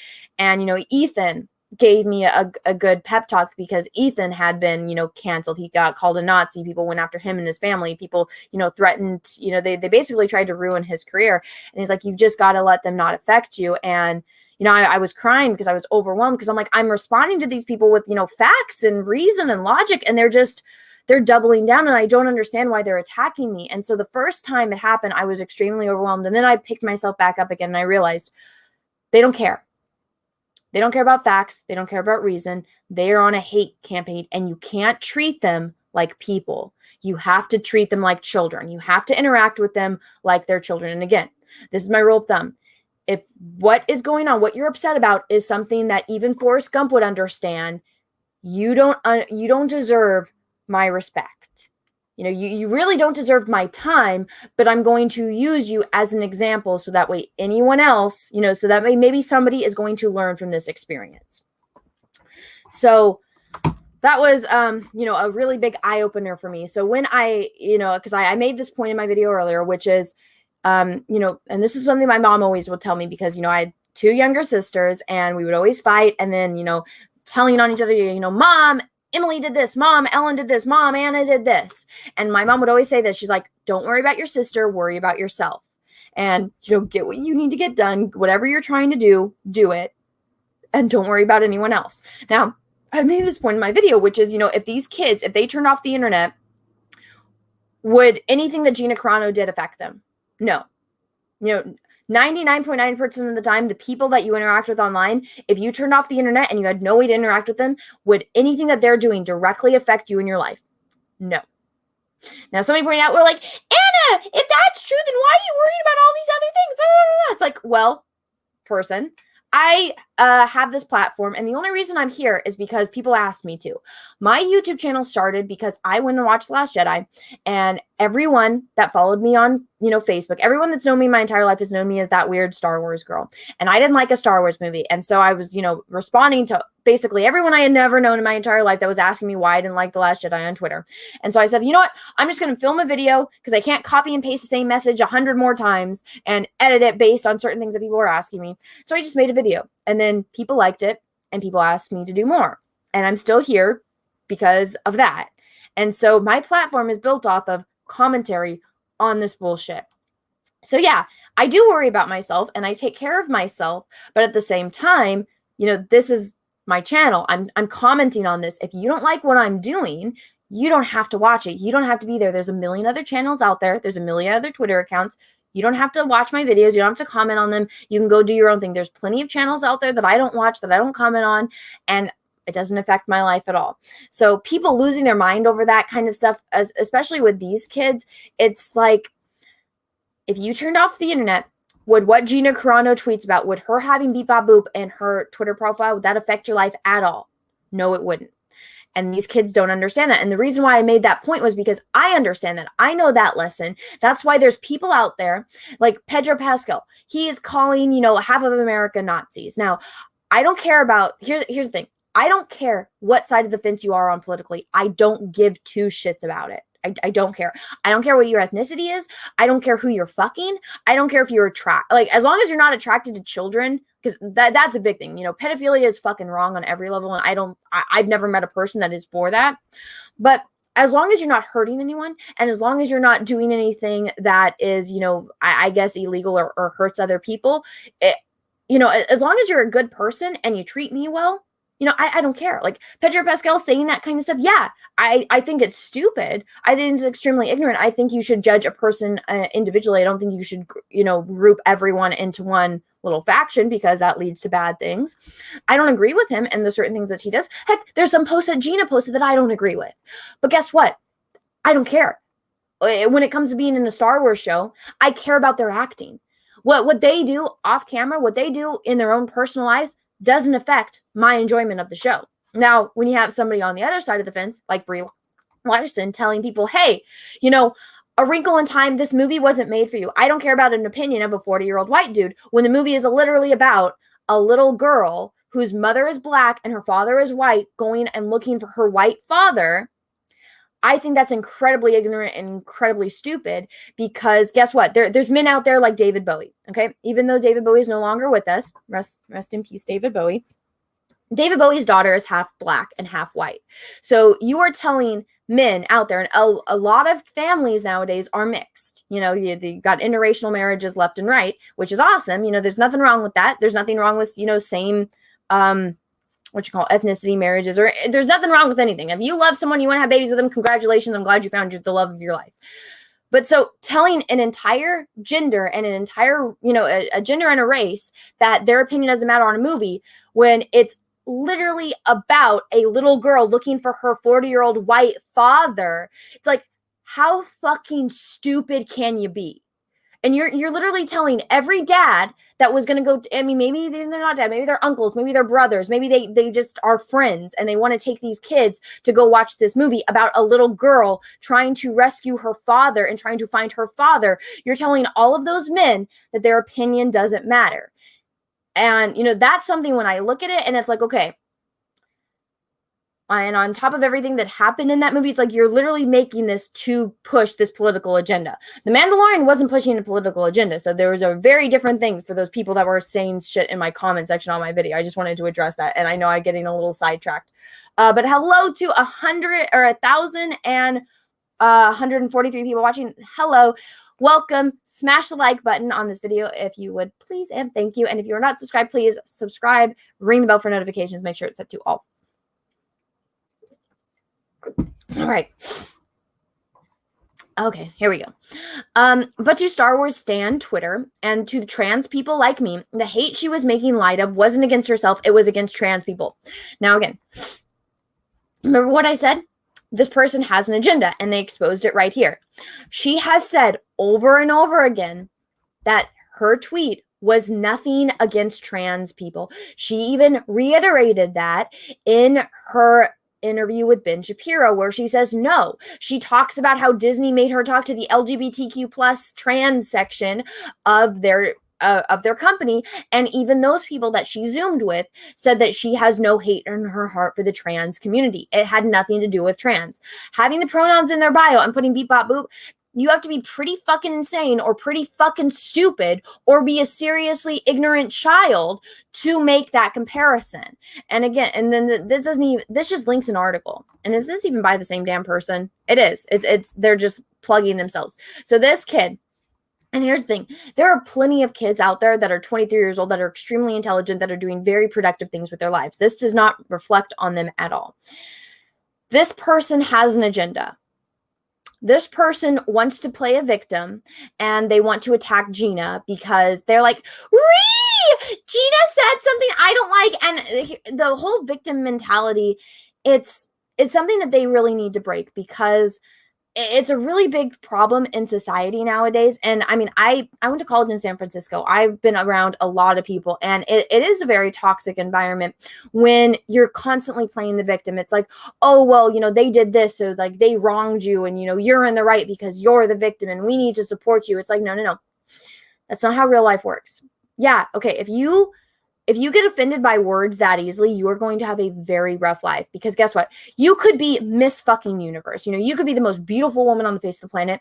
People are still going to call you ugly. You could be the most intelligent person on the face of the planet. You could have the highest IQ. People are still going to call you stupid. You need to learn to not take words personally. Remember that whole sticks and stones may break my bones, but words will never hurt me? People need to really take that to heart. I feel like kids aren't taught that, because I guarantee you there's over 1,000 people watching. I bet you every single person that's watching has an experience when somebody bullied them, or where somebody said shit to them somebody said something purposely. I guarantee you people have done it to me countless times. I guarantee you every single person in this chat has had somebody say something to them with the complete intent of of hurting them. They're using their words to hurt someone. So today, in society, all of these people that are young, they don't understand that concept. They don't understand that, hey, no matter what, you're never going to be good enough for the world. That's a straight up fact. There is always going to be something or somebody complaining about something that you did. Every single time, I kid you not. Like when I did my painting of Gina Carano as Cara Dune, guess what? 99.9% of people liked it. There was a lot of good feedback. And then guess what? There was like one asshole on Twitter and one asshole on, well, then the haters came. So aside from the haters, but just, you know, somebody that's going to complain about it. There's always going to be those assholes. You know, people, you know, compliment my appearance all the time, which I'm grateful. I don't feel that way because, you know, my entire childhood, I was basically told how ugly I was. I was, you know, because I was really short. I didn't know how to do my hair. I didn't know how to do my makeup because obviously I was a kid. I was born without a tear duct, so my eye constantly cried. A lot of people think, oh, Anna was born without a tear duct. That means that she can't cry. No. So there's a little thing right here that produces the water that keeps your eye moist. And then the one in the corner, which I have on this side, I don't have on this side, it drains it. I was born without this one, which is a genetic default that runs in my family. So because I was born without that, my eye constantly cried. So people always made fun of me because everyone thought I was always crying, or they would call me a crybaby and stuff like that. And it's like, it was the most frustrating thing because I'm like, I'm not crying. I have a birth defect. I was born without a tear duct. But it became like, it wasn't like I didn't take it personally. It was just more of an irritation. But people would use that to try to hurt me. People still make fun of me. They say my nose is too big. And I'm like, my nose is fine. If anything, you know, I really like my nose. I have my mother's Scandinavian nose. I mean, one of my friends, she's a nurse and she works for a plastic surgeon, and people have asked to have their nose, you know, done so that way it looks like mine. And I'm just like, wow, that's actually extremely complimentary. But, you know, people will say shit. Like there was this weirdo for a long time that kept posting on every single one of my videos links to some monkey with a giant nose, try to make me feel bad about my nose. And I'm like, I really like my nose, so I don't know what the hell you're talking about. There's plenty of things that you can make fun of me on my body that, you know, maybe I'm a little self-conscious about. It's probably not the stuff that you would think. I'm actually really self-conscious about my hair length. Like, because my mother, when I was a little kid, my mom cut off my hair so I look like a boy. So anytime I have to cut my hair, it's a really big issue because I'm so attached, because I remember what it was like to have short hair, and, you know, people mistake me for a boy, and I didn't like having short hair. And, you know, the girls at school, you know, the pretty girls would always make fun of me. So I'm very, very self-conscious about my hair length, which is probably not something that anyone is really self-conscious about, but because I had that traumatic experience as a child, that's something that I focus on. And I think that's the most insecure thing that I have about physicality, or like physical appearances, which is not something that anyone has ever, you know, said in any of my videos. Everyone always points at something on my face, you know, and it's so dumb. But again, this is a person that they are so fragile about words. And again, it's like, if you are really losing your mind over what somebody says on the internet, you need to go outside and you need to gain some actual real life experience, because if you are so hurt by somebody's words, you have a lot of growing up to do. It's one thing for if somebody physically harms you and you have to physically recover from that. That's a completely different situation. If somebody physically hurts you, and I don't just mean like, oh, they pinched you. I mean, if somebody physically harms you, that is a completely different situation. But if you get offended because somebody that you will never meet in real life, somebody that if the internet did not exist, you would have no connection with or no quarrel with, if you're offended by somebody putting beep, bop, boop in their profile picture, you're a very, very insecure, weak person, and your parents have a lot of things to teach you. And honestly, life is going to be very difficult for you. All right, here we go. Joke pronouns, regardless of the intent, diminish the importance of sharing pronouns. That's when #fire Gina Carano started. Again, this person, what's her name? Or his name, I don't know. They put they, he, she. So it's like basically every pronoun under the sun. So Dias, however the fuck you say it, has a lot of growing up to do and is a very insecure person. It began with just a handful of tweets, but the determination to get it trending combined with sheer numbers behind Star Wars Twitter community was enough to build momentum. Yeah, I know it was an organized effort from all of these weirdos to fire Gina Carano, all of these children that don't understand the real world, that have never had to work for something in their life because mommy and daddy pays for everything. Mommy and daddy hands them everything. They don't have to worry about paying rent because they live with mommy and daddy. They don't have to worry about having a job to pay their car insurance or to pay for their car or to pay for their internet or to pay for their cell phone because mommy and daddy pays for everything. So they're sitting there in this home that somebody else is worrying about, somebody else is paying for, and they're going to go and try to ruin somebody's life, somebody else that worked incredibly hard to get where they are. They are going to try to destroy their life because they don't understand the repercussions of their actions or the severity of the situation.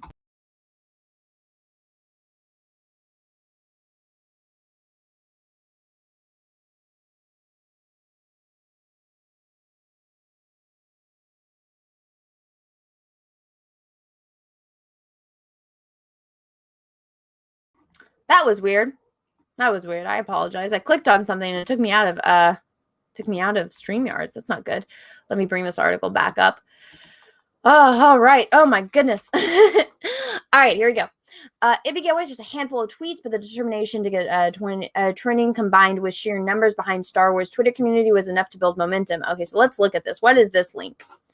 So this is, who is this? How this person has, again, it's a kid that named Caitlin that has a princess slave Leia as their icon, and they don't. This is what drives me crazy. Here, I'll make it bigger so you guys can see it a little bit better.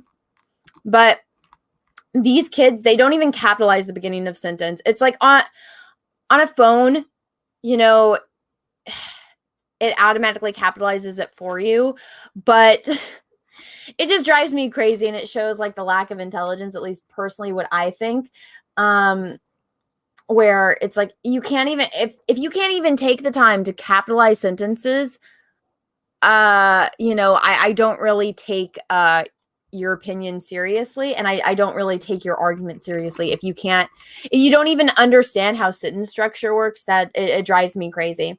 If you see this reply with #fire Gina Carano to get it trending, and you know, oh look, we did it, yay! So all of these terrible people got on this hate campaign, and could you imagine if we did this? Like if Fandom Menace people did this, if we all said, hey, let's get this hashtag going to go cancel Pedro Pascal, they would lose their minds, and they would call us all, every single name under the sun. They would call us Nazi, they would call us bigots, misogynistic man babies, every single insult you can think of, they would call us. But it's okay when they do it.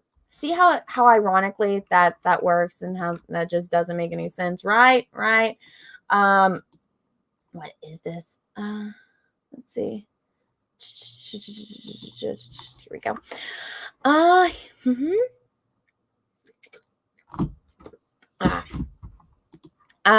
Sheer numbers behind the Star Wars Twitter community was enough to build momentum.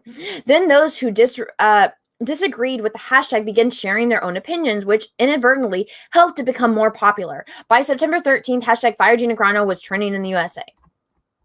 Yeah, because of fucking weirdos. Months later, in an interview with former New York Times opted editor Bari Wise, what is this link? Let's see. Okay. Oh, this girl. Yeah. So this was actually a really decent article. This girl even talks about how she had no idea who Gina Carano was, and because she's not a Star Wars fan, and then she talks about it. So this was actually I think a well-written article. Let's see. Very wise. No stranger to controversy herself, Carano revealed Lucasfilm had provided an apology she could use to defuse the situation. I declined and offered a statement in my own words. I made clear I wanted nothing to do with the mocking the transgender community and was just drawing attention to the abuse of the mob and forcing people to put pronouns in their bio, she said. What followed was a feedback loop. Carano would post a meme relating to free speech. The replies would be followed with a string of a few non-block stands asking her to apologize, which would prompt her to double down. The cycle continued until Carano posted a series of anti-Semitic memes, which was finally enough for Disney to notice her. Now, again, she is working with Ben Shapiro, he even called himself, he's like, I'm the most Jewish person I know. He is an Orthodox Jew. He said nothing she tweeted was anti-Semitic. Jessie Milestone, who, is one of my best friends. Her channel is Mindless Entertainment. We do a show every Wednesday called The Matriarchy. She is Jewish. She said that there was nothing anti-Semitic about it. Now, one thing that people will say, which I agree with, is, usually Holocaust, comparisons are not a good idea. It's not good to compare, American politics to, 1930s or 1940s, Germany, or, the complete, attempt at genocide against the Jewish people by the Nazis and by Hitler. So that's usually not a good thing to do. That's usually not in good taste, because guess what? Somebody voting for somebody that you don't like isn't the same as the Holocaust. It's just not. But that's honestly not what Gina's tweet was about. And so it's just such bullshit, because it's not anti-Semitic. And again, this person, Deus or Dias, however the fuck you say this person's name, the research is out there. I guarantee you this person has seen it, and they conveniently leave that out. They conveniently leave out all of the Jewish people that said that this was not anti-Semitic. Again, if Forrest Gump can understand this concept and you can't, you have some serious issues. This is something that even Forrest Gump would understand. Let's see what this link is. Is this the link thing? So yeah, this is just the link to another article. And it's not anti-Semitic. Pedro Pascal literally called people that vote for a certain political party Nazis. And this is the thing that drove me crazy. Because again, I don't care what side of the political spectrum you are. I do not care. I don't care. If you're an asshole and you're on this side, then that still makes you an asshole. If you're an asshole and you're on this side, you're still a fucking asshole. It doesn't matter who you vote for. But one of the things that I thought was stupid, because I really like history. I'm a huge history buff. Pedro Pascal did this tweet where it's like, oh, losers, for the Civil War, American Civil War, and had a picture of the Confederate flag. And then it had a picture of the Nazi flag. It's like losers in the 1940s. And it said losers, in the 2020 or 2021. And it had, the Make America Great Again hat. And it's like, do you not understand that this is just a fact. The Republican Party, who was the first Republican president? Oh my God, it was Abraham Lincoln. Who is Abraham Lincoln against? Oh my God, the Confederates. So the fact that he posted that meme, it's like, what idiot made this meme? It's like, did you not do your research on history? And so you're making comparisons to the Confederate Party, and you're making that comparison with a Republican president. It's like, go Google who was against the Confederates. Oh my God, who was that? Oh my God, the people that you're claiming are it's like, how stupid can it be? It's like, I just saw that, and I wasn't even irritated at, the comparison, because again, I don't care who you voted for. I don't care. I would never ask someone that, because guess what? I don't fucking care who anyone votes for. I just looked at that and I'm like, the history buff in me is so irritated, because I'm like, do you not realize how stupid this is? But people don't know history anymore. Let's see. The power of stands. So that was that part of the article. I'm going to read a couple of super chats. Also, hello to 198 people watching. Please smash the like button. If you do not mind, if you're not subscribed, please go ahead and smash the subscribe button and ring the bell for notifications. I passed 180,000 subs today. So this is kind of a celebration / venting session, because this shit's stupid. All right. Oh shit, there's a lot of there's a lot, so thank you everyone. Let me read some of these. Let me find where I left off. Okay. Gohan, thank you for the super chat. Rest in peace, Daft Punk. One more time, sorry, but I love them. Oh well, thank you. I remember when Daft Punk like came back, they had like a big thing. What was it, like 2012 or 2013? Yeah, I know a lot of people are upset about it. David R, thank you for the super chat. Holy shit, thank you for the giant super chat, $75. Holy crap, thank you. I apologize I didn't see this sooner.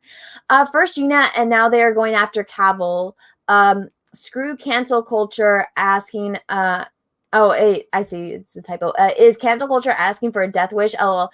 Yeah, I did a video defending Henry Cavill because for those of you that don't know, I am a Henry Cavill super simp, and my super, where's my shirt? I think I took it off. Well, okay, so I was in my super simp outfit. And I never intended to wear this in a video or to do something like that, but this is my super simp shirt. I didn't even take the tag off of it.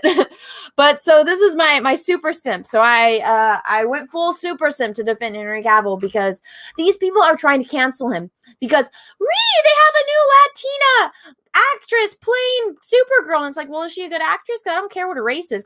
I'm not a racist. I don't care what anyone's ethnicity is. I care on if they're the right person for the job, you know? And so they're like, ew, he didn't say congratulations. I'm like, maybe he did in person. You know, he's not on Twitter. He rarely posts on social media. Trust me, I know. I'm a super simp. I follow the shit out of his posts. I know when Henry's online. It's like I have a sixth sense for it. I'm like, Henry's online. My spidey senses are tingling. And then they're trying to cancel him as well because he dated Gina Carano years ago. And she dumped him. Gina dumped him twice. She dumped him twice. And I'm like, girl, why? Henry Cavill. But yeah, they're trying to fire him for that. Or they're trying to cancel him for that. So I went full super simp earlier. And people seem to like that. David R. Wait, excuse me, I read that one. Jonathan Melkite, thank you for the super chat. Was I removed from chat because I'm a 23-year-old who loves Gina, works a full-time job, just got smartphone 2019 and didn't grow up with the internet? No. And like I said, it's not everyone. It's not every single 23-year-old. I'm talking about the ones specifically that do this kind of shit. And I think I did highlight that because, again, you know, when I was 23, you know, I was like that. You know, I didn't get a phone until I was in high school. And when I was 23, I'd already been out of college and working for, 2 years because I graduated college when I was 21 years old. So it's not every single 23-year-old. And I did highlight that. Maybe this tweet or maybe this comment or super chat came in before that. But I think, Matthew Ribs, thank you for the super chat. Just tuned in, but I'm 100% agree with you on the gun situation. Oh, well, thank you. And yeah, I really, I don't like talking about that kind of stuff, but I did want to make a point on that. Let's see. Henry isn't working right now. Yes, he is. He's filming The Witcher. Trust me, I know. Dax Morgan, thank you for the super chat. Hey, Anna, I ordered a Rebellion/Cara Dune tea before the SJWs got to them like drunk. Oh shit, did my shirt get taken down? Let me go check. By the way, everyone, I do have a Teespring. Oh no, my Rebellion shirts are still available. Here you guys go. I don't know if you guys let's see. Oh no, it's not sharing my screen. Here, let me add this over here. Guys, I have a Teespring store. If my mods can share this in the chat. So I did this painting of Gina Carano as Cara Dune. And so I had first to put Cara and then Dune on the bottom. And that, of course, got flagged by the Weirdos. I think 10 people were able to order it. So I hope that they're still able to get those orders. So I have the women's t-shirt, the kids t-shirt, and the men's t-shirt. The men, you can get like different colors. Purple is the main one because purple, a little birdie told me that purple is Gina's favorite color, which had to do with the color palette choice on this. Also, people ask me, they're like, Anna, why'd you paint it that color? Well, here's the thing. I was doing an analogous color palette. I'm going to have a video up on my painting of this in my art channel, which if you are not subscribed, go subscribe. It is one of the linked channels. If you go on my homepage on YouTube, it'll be like videos, playlists, channels. Click on channels and it shows my two other channels, which is my live channel where this live stream will be re-uploaded onto my live channel after I'm done being live. And then I have an art channel, which I'm working on, more art videos and putting them together and making it a little bit easier. So in that video, I'll be explaining the color palette and choice. But another thing that a lot of people don't think of is if I were to have painted this with, made it look real, like with, a full color palette and not an analogous color palette, it could have gotten flagged as a photograph. That's why I don't have, I have a painting of Zorro. I have, you know, a few other paintings, and they always get flagged as photographs. So because I do realistic oil paintings, even though I can argue with them and say, hey, this is a, you know, image of an original oil painting I did, the bot that runs this flags it as a photograph and a copyrighted photograph. So they'll not allow me to sell my artwork. So that's sometimes why I change up the color palette. But if you guys want to get a t-shirt, maybe my awesome mods can, you know, post the link, or here, I'm posting the link right here if you guys want to pick up a t-shirt. So I have the cartoon one. You can get it in a couple different colors. I picked the colors that go best with this color palette that's already here.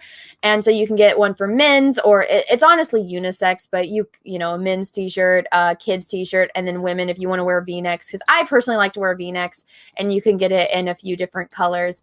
And then also, let's see, let me go look at the in-store. Oh, this is my back end. Let's not do that.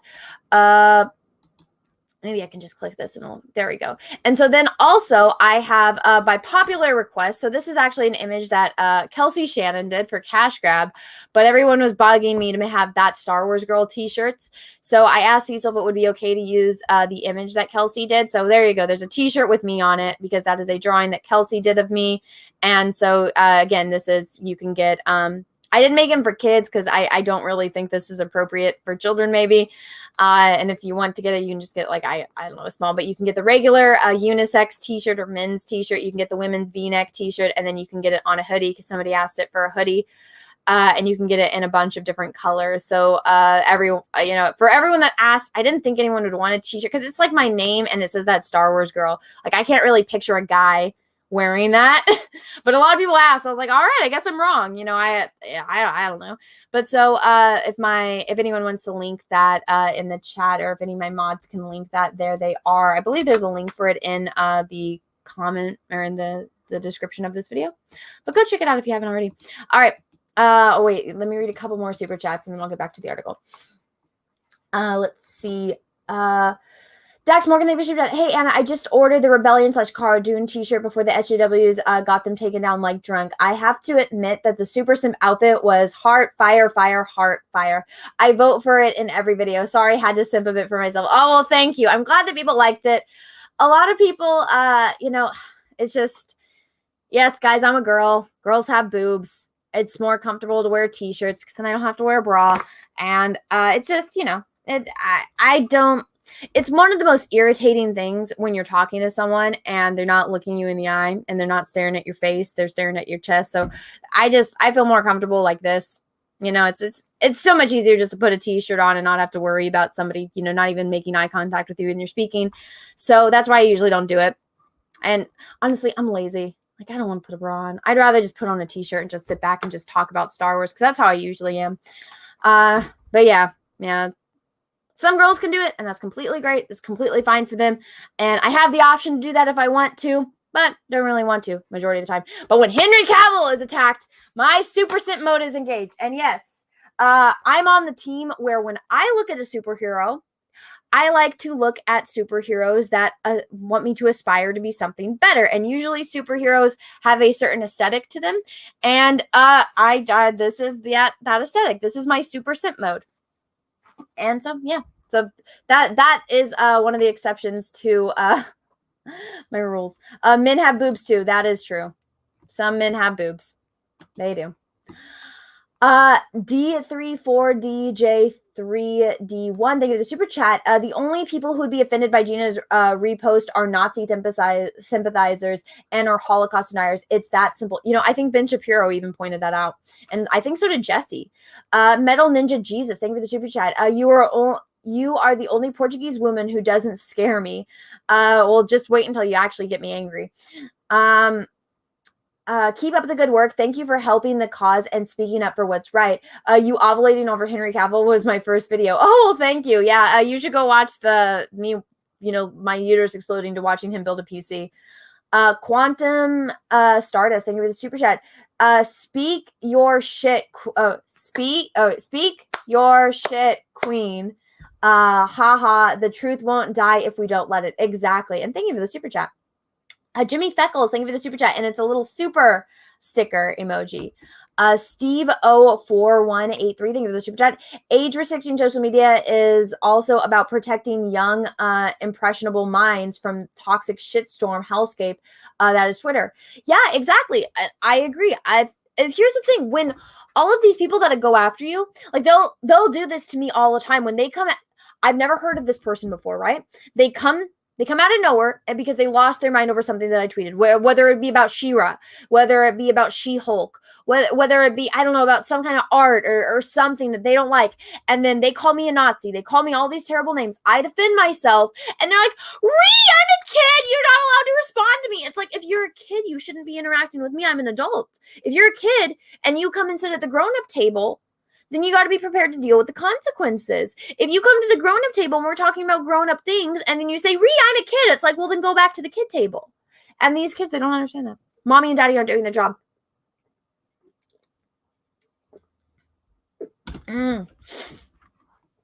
Let's see. Philip Moxley, thank you for the super sticker. And it says, it's a little pair going working out saying, keep it up. Thank you. Macy Van Dusen, thank you for the super sticker. It is a rose. Thank you. The Keeper of Twin Dragons, thank you for the super chat. My mother always said, if you can't run with the big dogs, don't get off the porch. Exactly. Henry Cavill. Oh, hello, Henry. Thank you for the super chat.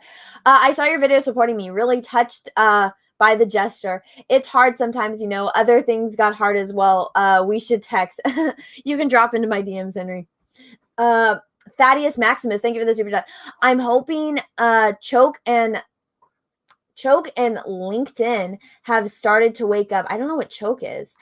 To wake up the normies. Hopefully, Disney will realize they've been following the lead of a bunch of 12-year-olds on Twitter rather than paying customers.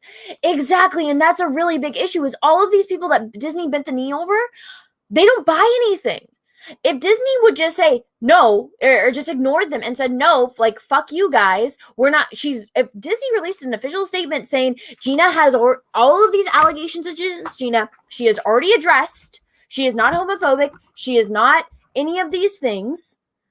If you did, and it just said the research is there, if you aren't lazy enough to actually go look at, if you want to go do your research, the research and evidence is there. We're not bending the knee to the Twitter mob. We're not bending our knee to the hate mob. If Disney came out and said that, what would happen?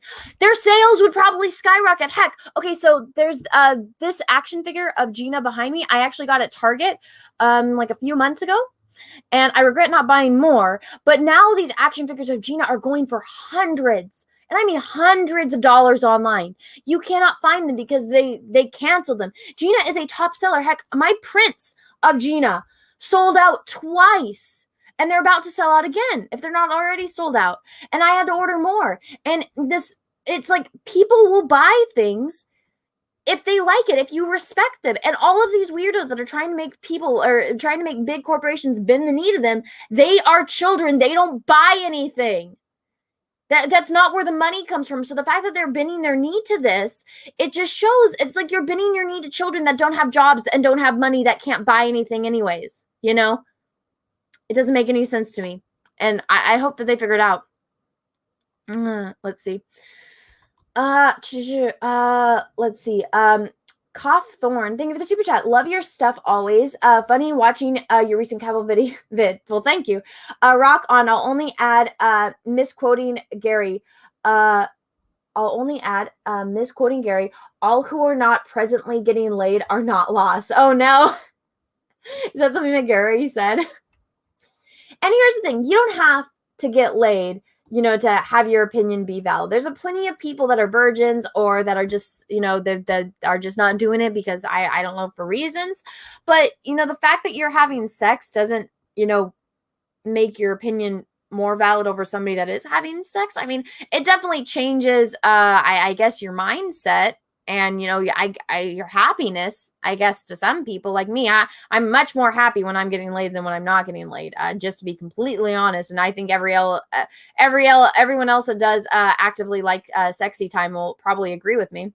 But like, there are some people out there that, you know, they just haven't found the right person, and it has, you know, meaning, and, you know, maybe they're just not in the mood. Maybe because of COVID, they're afraid of getting caught, you know. And so this whole thing that these kids do nowadays is like, oh, you're an incel. It's like, well, so what if somebody having sex, or if they're having sex or they're not having sex, what does that have to do with the fact that they're, talking about, factual things that happen in real life or Star Wars, like things that can actually be proven? Like, I don't care if I'm going to the dentist. I don't care if my dentist hasn't gotten laid in like 5 months. I don't care.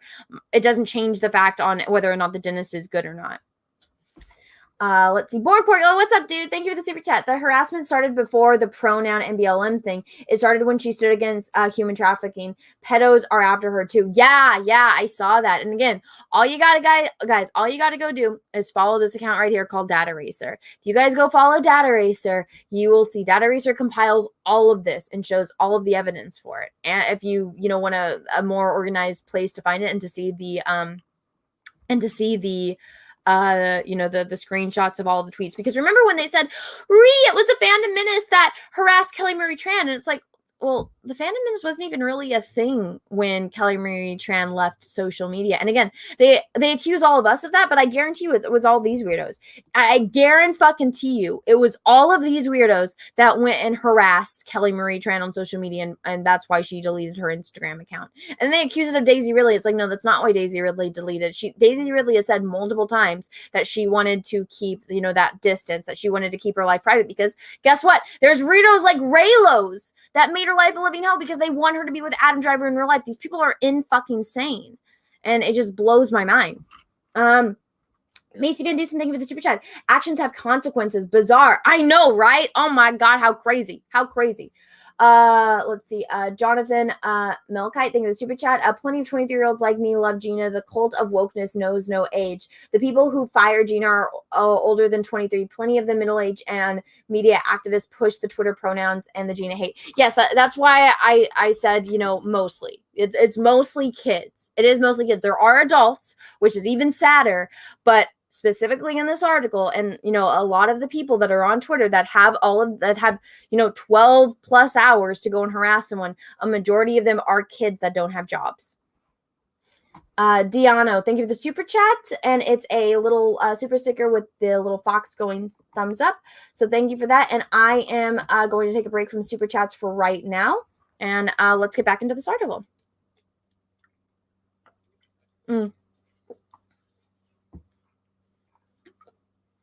All right, here we go. The power of stands. In the vast cafeteria of Star Wars fandom, there are all sorts of tables. There are the rumor Redditors, the theory YouTubers, the podcasters, and the novel evangelists, and the retractors, the shippers. The list goes on. But on Twitter, there's one main group of single-handedly fueling the enthusiasm for Star Wars. Stans. Now, these people aren't Star Wars fans. These people would not know anything about Star Wars if they didn't have a Google search away. If they didn't have a smartphone with access to the internet, these people would not know anything about Star Wars.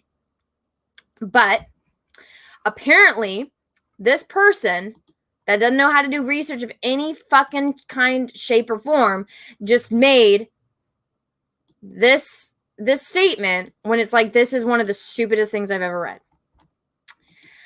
Stan accounts are recognized by their handles, usually a mashup of Star Wars words or names and a profile picture of some popular character. Like any Stan fandom, you can find them in the replies of tweets with fan cams, fan-made montages of celebrities or characters set up to pop songs. So I've had to deal with these weirdos. I remember this one girl that I've been following for a long time. Her name is, on Instagram, it's Wonderlust Luca. So her name is Luca, and she is, she's a cosplayer. So she posts her cosplay on Instagram, and one of the things that she cosplayed as was Starfire, the comic version of Starfire, and she posted this on Twitter, and the weird Stan accounts lost their minds, and they started calling her racist, because they did. Let me go find her. Because they didn't like the fact that she was cosplaying as Starfire, and she was cosplaying as the comic version, not the one that was from the stupid show. She was actually in the Starfire costume. Where the hell is this? Here, I'll show you guys her account. So this is Luca. This is her right here. She's actually really, really tall. And so they were calling her racist, and like it's like, you know, she's like half Asian, right? Like, I mean, it's very obvious that she's Asian, but you know, they get mad at her because she does stuff like this. You know, she posts these kind of cosplays on Twitter and on Instagram, and she's awesome. You know, she's really, really nice. And I was following her for a long time, and then I, you know, here's her as Raven. And so she did Raven, she did Starfire, but they lost their minds because she cosplayed as Starfire, and they were calling her racist. And they were all, I guess the girl's name is Anna, like, you know, the girl that plays Starfire in the show, you know, the black woman, her name is Anna. And they posted all of these things like, oh, Anna Depop, I think, I don't know how to say her name, I know it's just the D, is the best, and like posting all these things. It's like her posting a picture of her as Starfire. It never said anything about her being better than that character. It was just her doing what she does, which is she cosplays and she does edited photos that she posts on social media. And that's what she enjoys doing. But they decided to attack her. And it was exactly that. And they kept posting all of these weird little videos saying, oh yeah, you know, you're a racist. Here's like, oh, Anna Diop. I don't even know how to say this. Anna Diop? Anna Diop? Is that Anna Diop? Okay, well, so they were calling her racist, and anyone defending her racist. And it's like, how is she racist for posting a picture of her as a comic book character? You know, how is that racist? But these weirdos, again, they're children. They don't understand how the world works. And so they go and they do this. And so it was the Shiris too. But I remember first seeing all of that. And, you know, I messaged her because I'm like, oh my God, like, I hope you're okay. And like, we talked a little bit about how crazy these people are. And, you know, I deal with this shit all the time. She doesn't really deal with that kind of shit, but it was just like, oh my God. And so that was how, you know, I kind of, you know, highlighted this and brought attention to her in the Fandom Menace. So now she's got like a lot of new Fandom Menace fans, but I had been following Luca for years, and I had never seen this kind of controversy around her. And she's a really nice person. And, you know, she's really, really beautiful. And so, you know, she does things that she thinks is fun, which is cosplay. And then she also, yeah, I know people have a thing about OnlyFans, but yeah, she does have an OnlyFans. And it's like, you know what? Do what you got to do, girl. If you, you know, like that, and if you, you know, are finding some kind of, you know, fulfillment, and, you know, you are, you know, using that to, you know, make money, I mean, good for you. The hustle is real. You know, good for you. And she's a really nice person, and she enjoys doing this kind of stuff. So good for her. You know, models get paid millions of dollars to, you know, do, I don't know, nude photo shoots or bikini photo shoots. And it's like, if you can do that on your own, and you don't need a big corporation taking, you know, a % of the cut, good for you. More power to you, girl. And Luca is an awesome person. So if you guys have Instagram or Twitter, go give her a follow, because she is really nice and she's really awesome. And all that shit with those people going after her was just absolutely fucking ridiculous. All right, here we go. This is adorable when oh my God. Oh, let me reread this. Like any stan fandom, you can find them in the replies of tweets with fan cams, the fan-made montages of celebrities or characters set up to pop songs. This is adorable when it comes to, say, members of BTS or Jughead from Riverdale, but a little less cute when focused on lesser-known aliens like Kit Fisto or Yaddle. Okay, here's the thing. This person is claiming that these are stans, meaning that they are, you know, hardcore Star Wars fans. A hardcore Star Wars fan knows who Yaddle is and would not. This shows how much that they're. I hate this term. Oh, okay, here's the thing. It's a real term, and it irritates me when it's in the context like of people that I know that aren't like fake geek girls. But this person is a fake geek. And all of these stan accounts, if you don't know who Kit Fisto or Yaddle is, and you're claiming to be a stan account, meaning a fan account, you don't know enough about Star Wars. It's just that plain and simple. It's like, and you can even go as far as like Star Trek stuff. Like if I were to say, like Neelix, okay? Or I'm trying to think of like, okay, Garrick. I'm trying to think of like characters in Star Wars that aren't as well known. Picard's flute. Like if you go through and you go and name, you know, random characters from like random episodes, and you know, the fandom knows who these people are. Every Star Wars fan that I know knows who Yaddle is. Every Star Wars fan I know knows who Kit Fisto is. All of these stan accounts, if you want to say, oh, it's less cute when focused on lesser known aliens, it's like, you're not a Star Wars fan. And you're writing an article about a Star Wars actress, about this Star Wars situation, claiming to be, the God's gift to fucking Earth, that your word is fucking, I don't know, the fucking 10 Commandments on the, the rock tablets that Moses had. You're acting like it's that, like it's the 10 Commandments that God gave to Moses that he carved on the fucking rocks. That's what this article is supposed to be. But then you don't know who these people are. It's like, you're not a real Star Wars fan. You're a fake geek. That's honestly what all of these stan accounts are. They're fake geeks that they get on these highs, and they like to have the anonymity of going and attacking people from a fake account.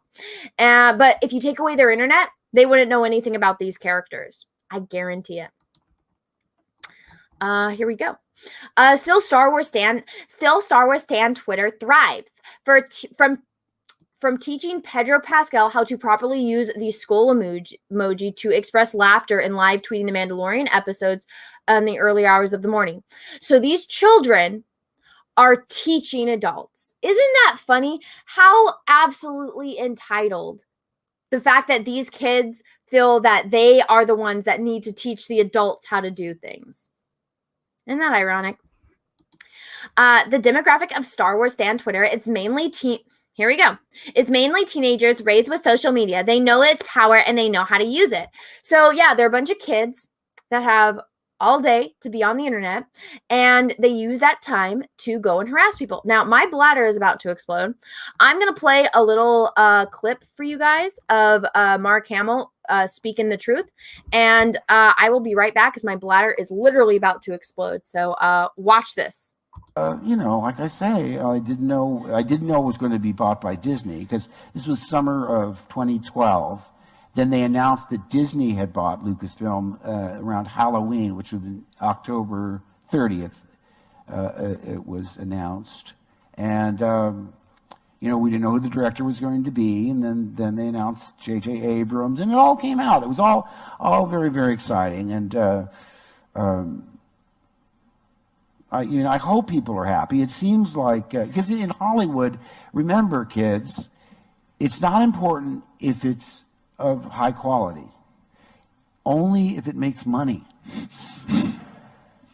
Now, I don't want to, a good example would be Transformers. And to be completely fair to Michael Bay, I have never seen a Transformers film. I know they're among the highest grossing films in Hollywood history. I saw a trailer, and I'm too old to process that much information. The thing looked like it was edited in the Cuisinart. If you try and count 1,000, 2 1,000, and it's just mind-boggling. And they're cutting everywhere where you don't know where you are. It's cinema of bewilderment, But what I'm saying is, they keep making. All I'm saying is, I've never met anybody that's my age, or probably even your age, that say, "Oh, I love that movie." Most people are disparaging of that particular franchise, but they keep making them because they make huge amounts of money. And oh my God, I just realized this is all on film. But my larger point was, it doesn't matter if it's good as long as it makes money. So because The Force Awakens made a lot of money, I can't be. It's not ergo. It's good. The words of truth, and that is like the perfect time commercial for me to run inside and use the bathroom and refill my water. So, where was I? And hello again, 1,040 people watching. Thank you so much for being here. Smash the like button if you haven't already. I would sincerely appreciate it. Let's see. All right, here we go. Let's get back into this. Okay. The demographic that Star Wars stands is mainly teenagers raised with social media. They know its power and they know how to use it. Yeah, they know how to bully and harass people without any sort of consequences. Again, I think that there really needs to be some kind of age thing on Twitter. And yeah, you can make as many accounts as you want. as many accounts as you want, but I think the requirement to be able to make one is that you have to show some kind of photo ID. And this is just for the setup. And no one will ever see this. Just you have to send in a picture of your license.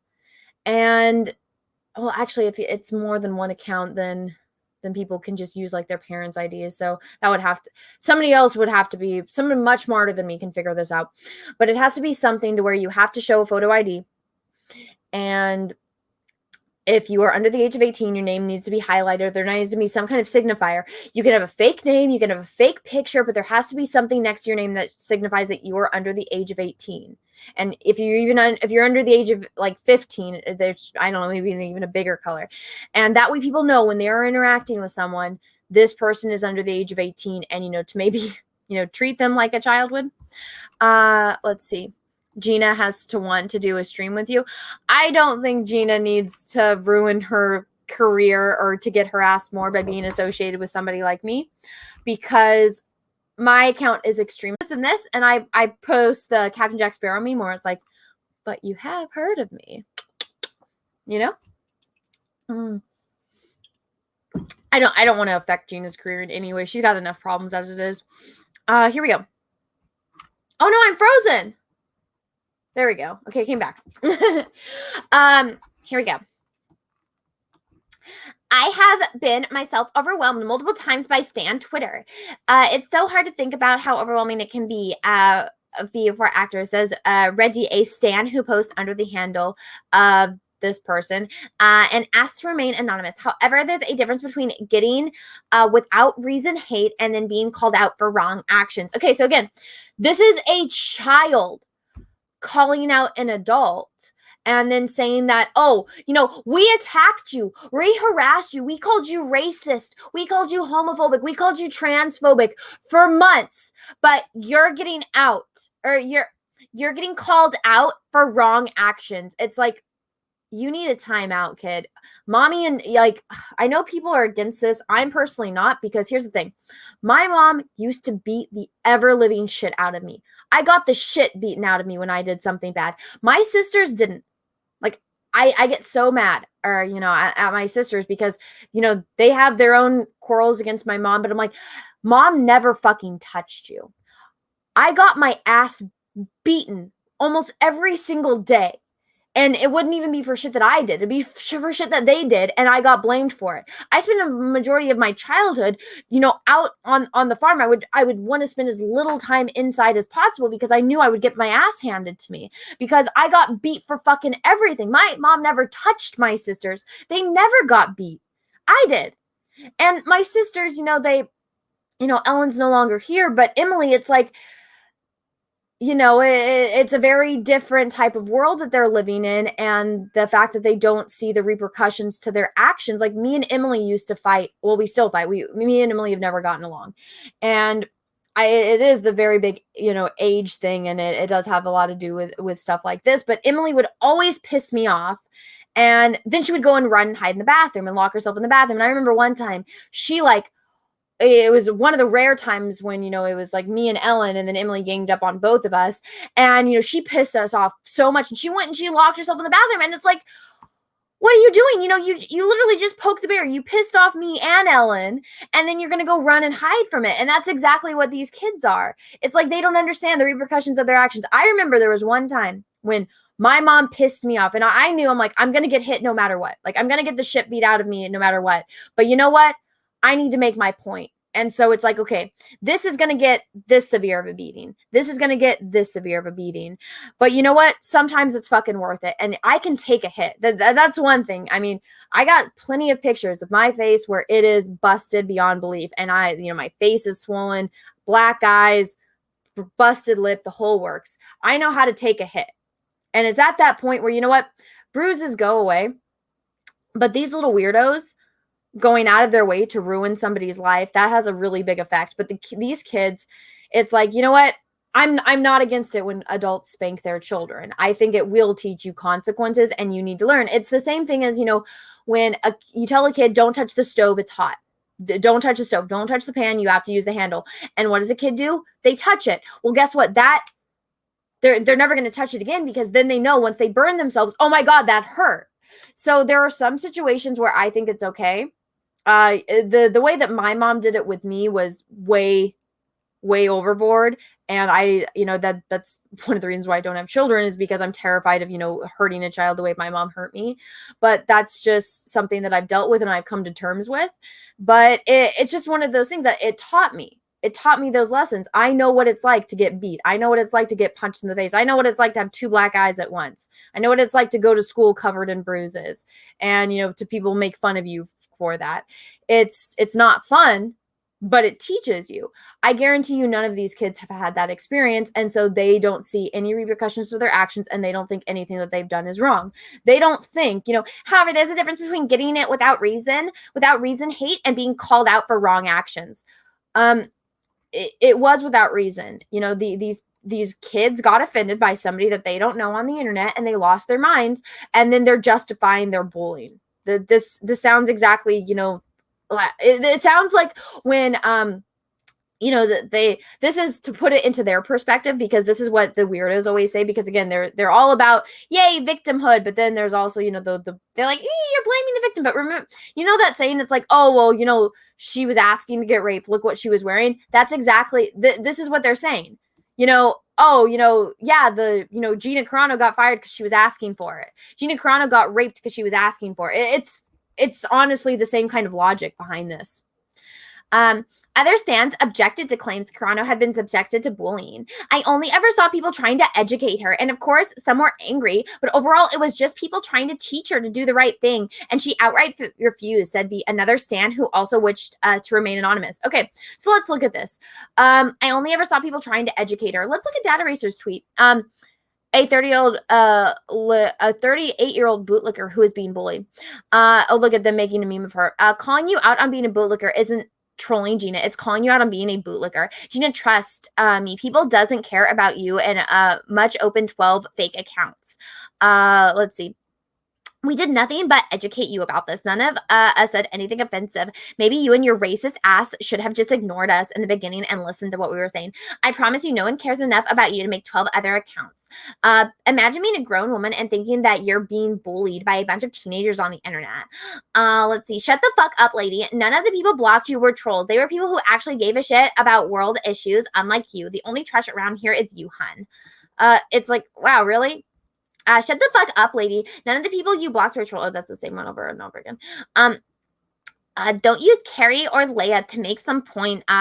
All you want is to stop being shady, and you can't just give a fuck. I wonder how does it feel like to be a bootlicking racist? It's like, give me a fucking break. If the trash were really that hard to take itself out, you have deactivated your account, but unfortunately you're still here. It's like, so everything that this person said, they deny bullying. They only ever saw people trying to educate her. So calling somebody a racist is trying to be educational. Everything that I just read, that was educational. That just shows how ignorant these kids are. Let's see. Just trying to teach her the right thing, and she outright refused to be another stan account. Okay, so again, it's a bunch of kids trying to teach an adult about life. Once they're adults, I hope they do grow up. I'm going to laugh when their kids try to do this and then they're complete hypocrites about it. It's funny how that works, right?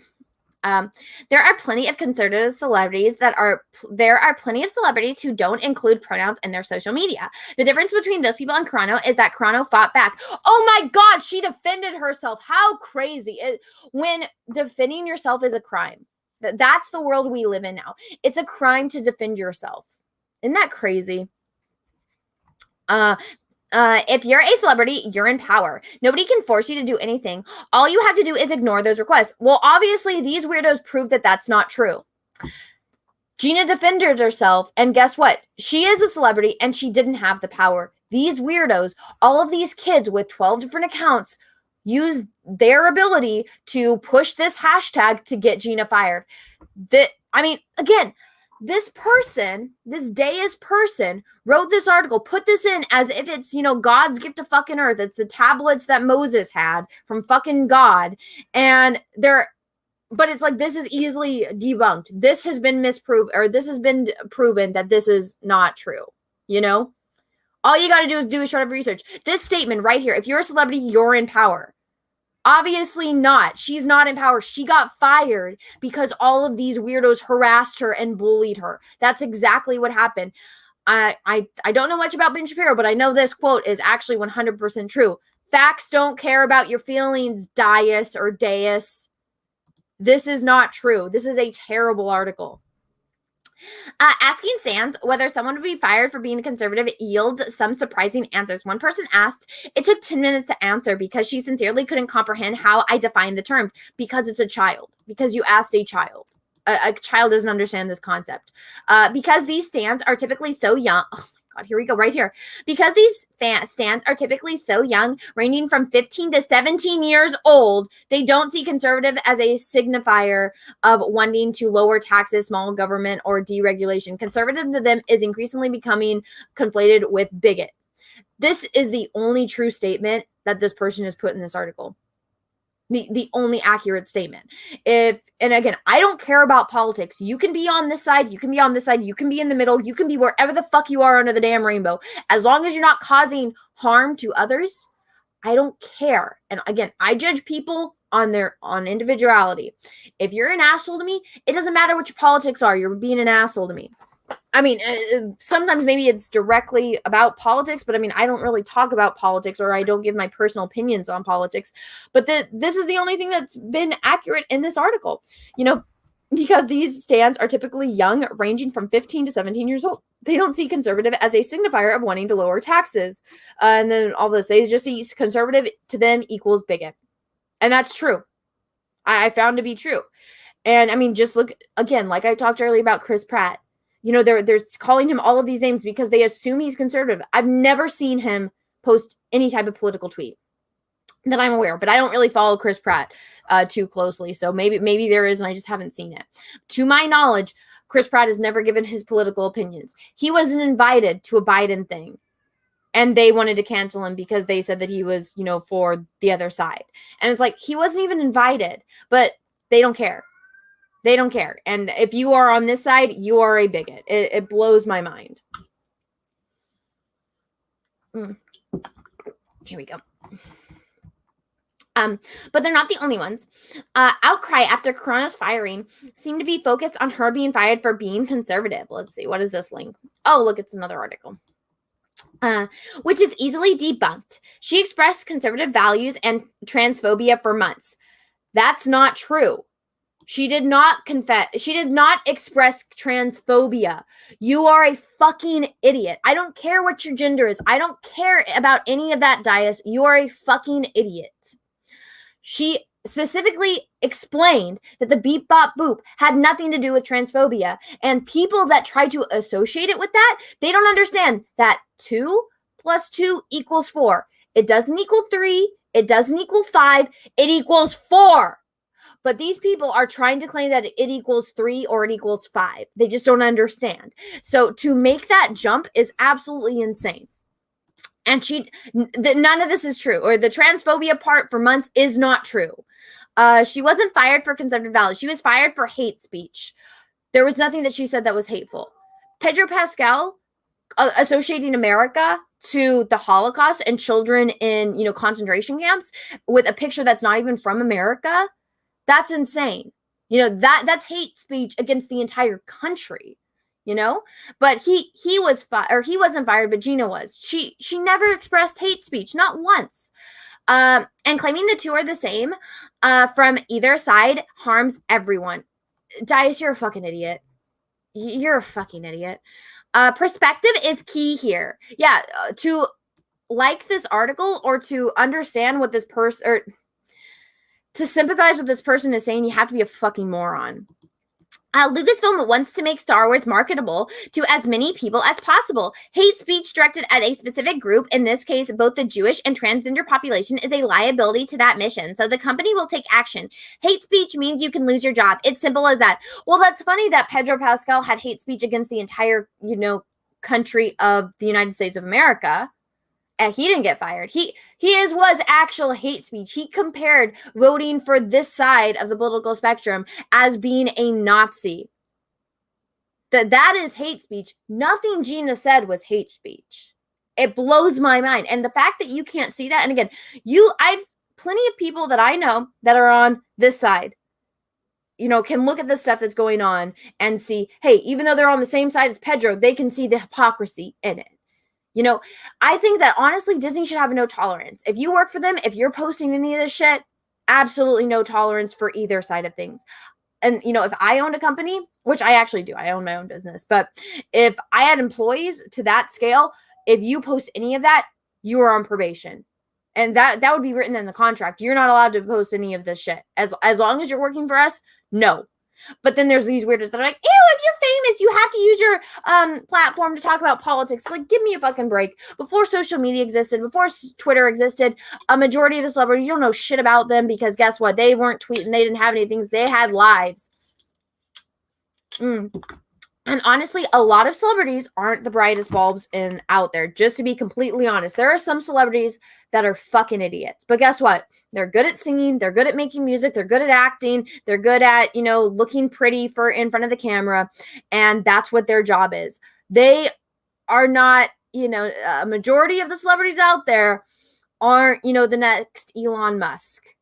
I'm sorry to they're no Stephen Hawking, they're no, Bill Nye the Science Guy. They're none of that. So you probably shouldn't.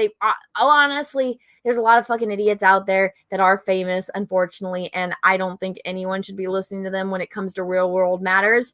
So that is just absolutely ridiculous. This doesn't mean Lucasfilm doesn't care about its fans, but its very nature, Lucasfilm is nothing without the fans, but fans are not a monolith. Obviously, they fucking are, because they bent the knee to these crazies. Not all of them have strong opinions about McClanky Gate, and not all of them tweet montages of Ahsoka Tano. Some of them are 8-year-olds who have Darth Vader birthday parties, and some are housewives who run Instagram accounts for their Grogu plushies. There's no definition of a Star Wars fan, and because of that, there's no room for hate. I like how it says there's no room for hate. Yeah, how ironic. How ironic how, these weirdos, like, they built their entire thing by having fake accounts built on going and harassing and stalking people. And even in this own article talked about how they all work together to get a woman fired and lose her job. This entire article is about the hate mob going after a woman because they didn't like the things that she said. It's like, hashtag believe all women, hashtag the force is female, yes, queen, slay, unless we don't like you. That's exactly what it is. This is just the beginning. Welcome to the rebellion. And there's the Ben Shapiro thing. What's next? The same week for fan culture was dealing with the fallout of Carano's firing. Joss Whedon was the subject of chilling allegations by Christina Carpenter and other members of the Buffy the Vampire Slayer cast. Gross minuses of power are misuses of power that are often cast aside and still not totally seen as valid because it was another time. Carpenter herself even said she held her tongue and even excused herself until the Time's Up movement opened her eyes. Many of the people behind hashtag fire Gina Carano can't remember this other time. Okay. Well, yeah, exactly. They weren't alive. They are going to make sure hate speech isn't cast aside as a product of outdated views. Yeah, they're going to go and proclaim the hate speech. That's all they do. All they do is spew hate speech and harass people. They're children that need to get their phones taken away. It happened. It had to happen now.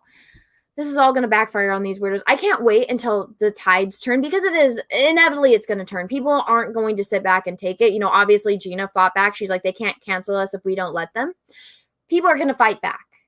People aren't going to sit there and take it. These children, there's only a certain amount of time that you can cry wolf before people aren't going to listen to you anymore and the wolf is going to eat you. Like, go look at history. Oh yeah, these kids don't know anything about history because they don't even really teach history in school anymore, which is sad. So what does Stan Twitter think should happen with Cara Dune on the show? The answer is complicated. I think The Mandalorian should do a classic. They left on a journey. So this is just like about the character and like killing her off. And then so this goes into the Ahsoka problem. So that is that's about it for this, because then this goes into like a different article about Ahsoka because this just like goes on for a while. But it goes to talk about how Rosario Dawson got accused of like fighting a trans person and how the allegations were dropped. And I mean, it's like a due process. Remember, this is why history is important, because if you don't learn about history, you're doomed to repeat it. Go back and go read The Crucible. I remember I had to read that in high school. What is The Crucible about? And there's a great movie if you're too lazy to read, like a majority of these children are. What is it about? Oh, it was about how you're guilty and you have to prove yourself innocent. Guilty until proven innocent. Well, guess what? In America, and in most courts, it's innocent until you're proven guilty. But before, when you're immediately guilty. Somebody accuses you of something, and by society standards back then, you're immediately guilty, and you have to prove your innocence. Well, that's how a lot of people fucking died. Go watch The Crucible. Go read the damn book. Go, do the play. You can go learn that. But guess what? These kids don't care. And so now, honestly, it's back to that. That's what these Twitter people do. It's not innocent until proven guilty. It's guilty until proven innocent. And it blows my mind that we're back to that. But honestly, it's because there's a bunch of children that have access to the internet that's been all day on the fucking internet. And yes, some adults too. Again, this is something that even Forrest Gump would understand. If Forrest Gump can understand this and they can't, there's some serious fucking problem. But even with this, people still call her a transphobe and say all these terrible things about her, even though the allegations were dropped. They can't prove anything. It blows my mind. But everyone, I'm going to start reading super chats now because the rest of the article is just bullshit. Like everything in this is just fucking bullshit. So I'm going to go and I'm going to go read some super chats. Let's get that picture back up of Gina. Let's highlight Gina. There we go. You guys can look at Gina while I read super chat. So everyone, thank you so much for being here. Again, smash the like button if you haven't already. And if you're not subscribed to my channel, please subscribe and ring the bell for notifications. Make sure that they are set to all. Now let's read some super chats. Jonathan the Melkite, thank you for 2 super chats in a row. I am a That Star Wars Girl fan though, but this blanket association of 23-year-olds in general with the woke mob is annoying. I don't even have a Twitter. I'm not talking about you, and I've said it over and over again. I think you should probably listen to what I'm saying before, sending in super chats or before getting upset, because I've made this abundantly clear. That is tough though. I lost my grandma last summer, and a priest I was close to last year. My dad when I was 18. I feel your pain. Well, I'm sorry about that. Thank you for the super chat. Geck812, thank you for the super chat. Did you see Doomcock's latest video covering the group within Lucasfilm, starring and encouraging the Fire Gina Carano hashtag, part of the internal company power play? No, I don't really watch a lot of video. I know this is bad. I watch art videos on YouTube and like Dr. Pimple Popper and other things. I don't watch other people's video unless it's like Drunk, and Drunk is directly sending me it, or there's like very specific things.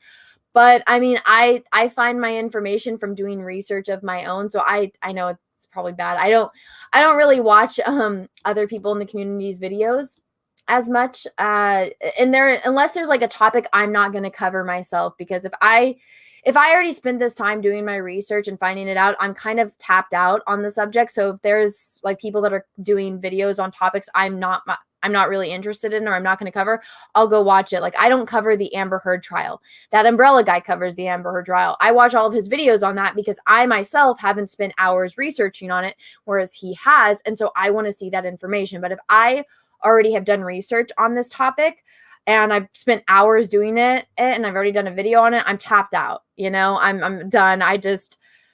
It's too much of one thing. So that's why there's a lot of people that are in the community, they'll do videos on things that it's the same thing I do videos on. So it's like, I'm already tapped out of that subject, so I don't watch it. But like, even when Ryan Cannell, who I talked about earlier, he was covering all of the Naughty Dog news and The Last of Us 2. I didn't make any videos on that. I have friends that work at Naughty Dog, and I kind of didn't want them to, I didn't want to put them in an awkward position. And also it's like, I don't really have any interest in that personally, because I don't play the game. I wasn't really aware of too much of the stuff that was going on. So I watched other people's videos on the topic. And when it comes to rumors and stuff, I love Doomcock to death, but when it comes to stuff like that, I kind of want to wait and see it happen because I'm way too skeptical of a person to just take that for face value.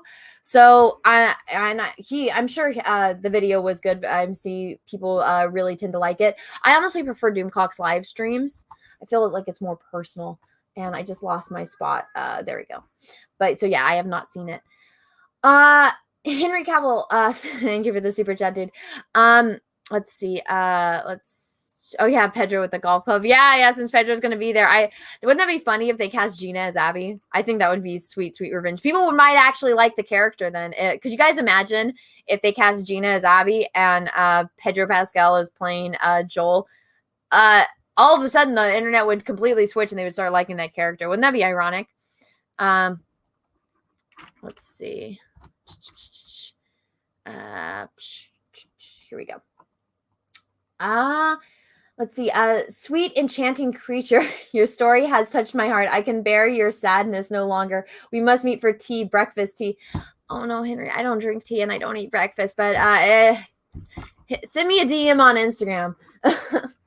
Cough Thorn, thank you for the super chat. Your treat them like children thing is on point. Well, I mean, if you're gonna act like a spoiled rotten brat, I'm gonna treat you like a spoiled rotten brat. And I've said this before in plenty of videos. If you are gonna be a child screaming on the floor, throwing a temper tantrum, screaming at the top of your lungs, I'm gonna treat you like you're a child throwing a temper tantrum.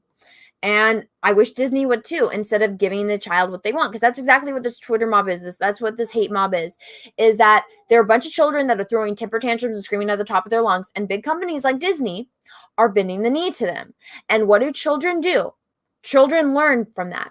Oh, I screamed at the top of my lungs, and mommy and daddy, Disney, gave me what I want, so that way, whenever I want something, I'm going to throw a temper tantrum and scream at the top of my lungs. And Disney is teaching the hate mob that.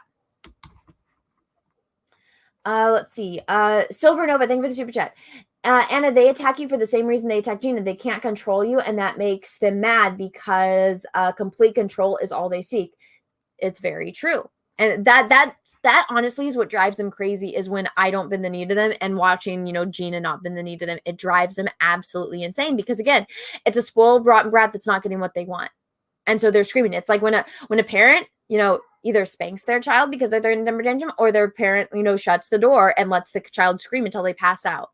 There's ways to handle it, but if you give a child what they want when they're screaming, they're going to learn that, hey, whenever I want something, all I got to do is scream and it gets me what I want. Disney's teaching that to them. Bilbo, thank you for the super chat. Anna, your Henry Cavill video made me laugh today. Oh, well, thank you. Hope you doing well. I think I want to make myself a beep bap boop t-shirt. Do it. Jonathan the Melkite, thank you for the super chat. Anna, although as a 23-year-old I got annoyed, you're beautiful, stop that talk, you're a pretty girl, that photo was cute, don't delete later. Oh, well, thank you. Well, here's the thing. I kind of made myself clear, and I've reiterated it multiple times, how it's like, it's not all 23-year-olds. It's these specific ones, and it's these kids that, spend all this time on the internet. Henry Cavill again. All right, let me read the Runs of Phantoms. Runs of Phantoms, thank you for the super chat. Shameless simp moment. Anna, your hair has a real elegance today. You party. Well, thank you. Thank you. I got my hair done recently, and then I started doing this like crimp thing. I live in Southern California, so I'm like, I'm doing the beach thing. So I'm glad people like it. People tend to like my hair like this. It's doing a little bit weird today. I feel like I need to like sleep on it a little bit, but yeah, let's see what it looks like without these clippies in it. It's weird, like half of it's a little too flat. I think it's this side that is a little too flat for me, but yeah, it's going. I'm glad people like my hair like this. Before I crimped it and people were like, yeah, it looks ugly, and now I'm like, people are like, oh, it looks good. So I'm like, can't please everyone anyway. So I was just like, I like it. I think it looks good. So I'm just gonna do it. I think it looks good with the highlights I have now, because I got highlights in my hair.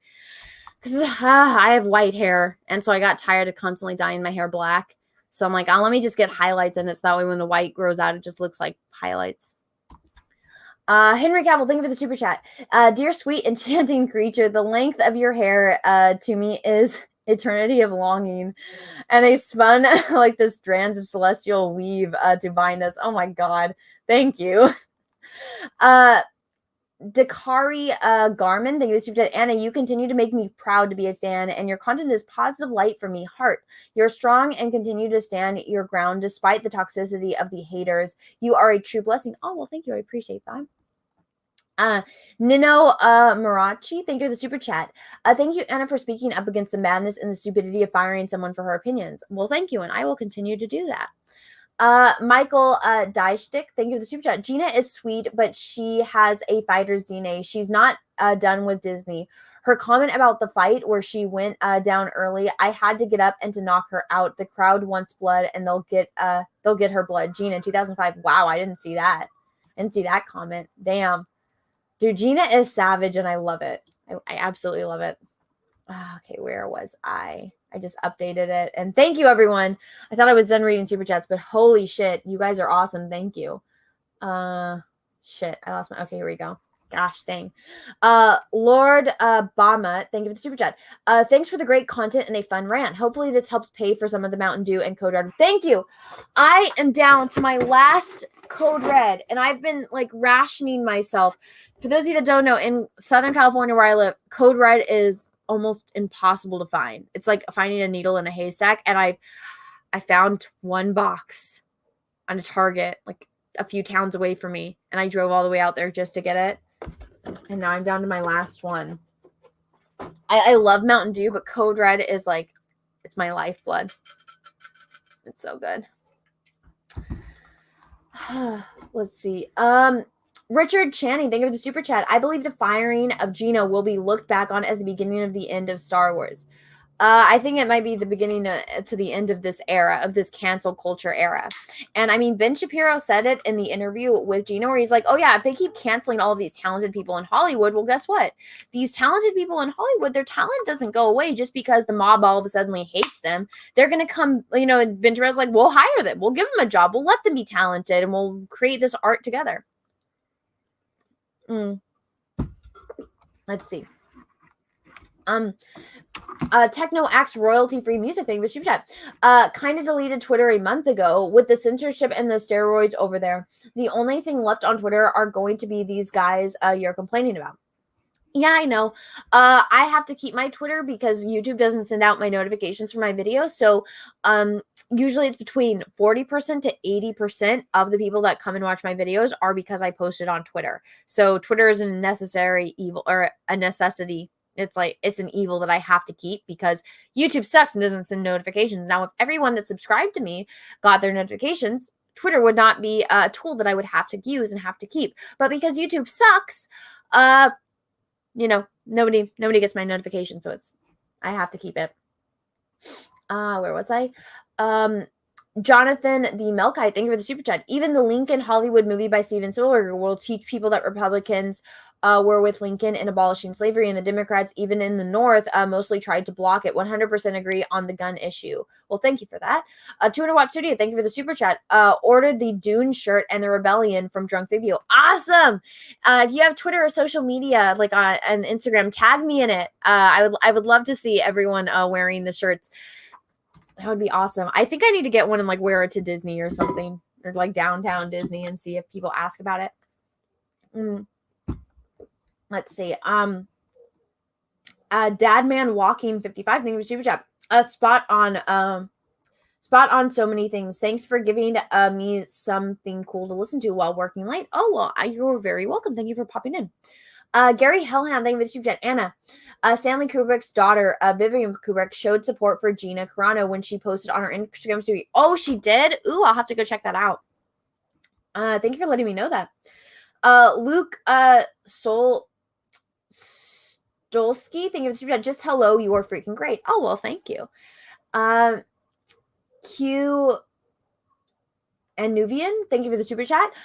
We were worried about them because one, they treated Gina abhorrently. Two, they literally robbed us of the future Gina Carano appearance in Star Wars. She was wronged, and we were wronged 100%. Cough Tron, thank you for the super chat. Thanks for your understanding response. Hooking up isn't easy for everyone. It's not, especially right now with COVID. JJ Joe Star, thank you for the super chat. Thanks, Anna, for the sexy George Lucas. Oh God.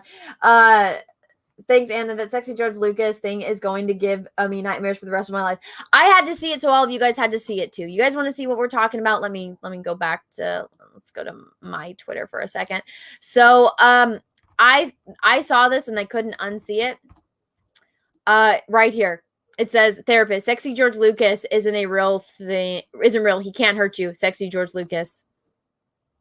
I had to see this, and I can't unsee it, so now all of you guys have to see it too. Henry Cavill, thank you for the super chat. I long to hear more of your sexual your captivating saucy little mimics. Oh my god. Do you by chance fancy a nice casual enema from time to time? Oh my god. Is this Russell Hall? Russell Hall, did you change your account to fucking Henry Cavill? Netcat, thank you for the super chat. Fun fact, Stan stands for stalker fan. Well, that makes sense, doesn't it? Shiny Effects, oh, thank you for the super chat. No, Anna, it's plain and simple Garrick. There we go. Hashtag fake geek girl, laughing face. Plumber's butt crack, thank you for the super chat. Love your stream and I keep fighting the good fight. Well, thank you. Shiny Effects, thank you for the super chat. A photo ID for social media is a terrible idea. Well, they need to have something to where you have to be accountable for your age. And nobody else would see it.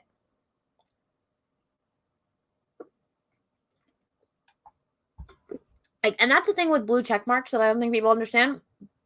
Everyone that has a blue check mark is verified that they are who they say they are. Like Ethan was talking about how he got a blue check mark and how he applied for it back in the day, and he sent them a picture. Like he had to take a picture of his driver's license to prove who he was, in reference to stuff online, and that's how he got his blue check mark. So, I mean, it verifies the blue checkmark people. So I think that there has to be some kind of verification and also to like show people's ages. If you are under a certain age, I think there's has to be something next to your name and it only goes away once you turn 18. Let's see. Bushy Rycat, thank you for the super chat. Welcome to the rebellion. And would you agree that groups that don't use, excuse me, I'm getting the hiccups now. You don't support women or you're racist, use them as shields for arguments. Aren't they bullies then? Do a pick with you and Henry. Yeah. Whenever somebody like just immediately goes, well, you're racist, it's like you have no argument. That's usually the rule of thumb. If you have to resort to insults, like once you have to resort to slander, you've already lost the argument. Let's see. Jesus DeVille, thank you for the super chat. I think Disney made a huge mistake firing Gina. It was their chance to shed more light on the rebellion and expand that branch of Star Wars on film. Disney threw away that opportunity. They really did. Henry Gamble, thank you for the super chat. What's it worth? I think you'd make a wonderful mother. Or for what it's worth, I think you'd make a wonderful mother. Normally, I'd follow up with that some sort of storky quip, but you're a sweet girl, Anna. Just let Peaches teach them about nutrition.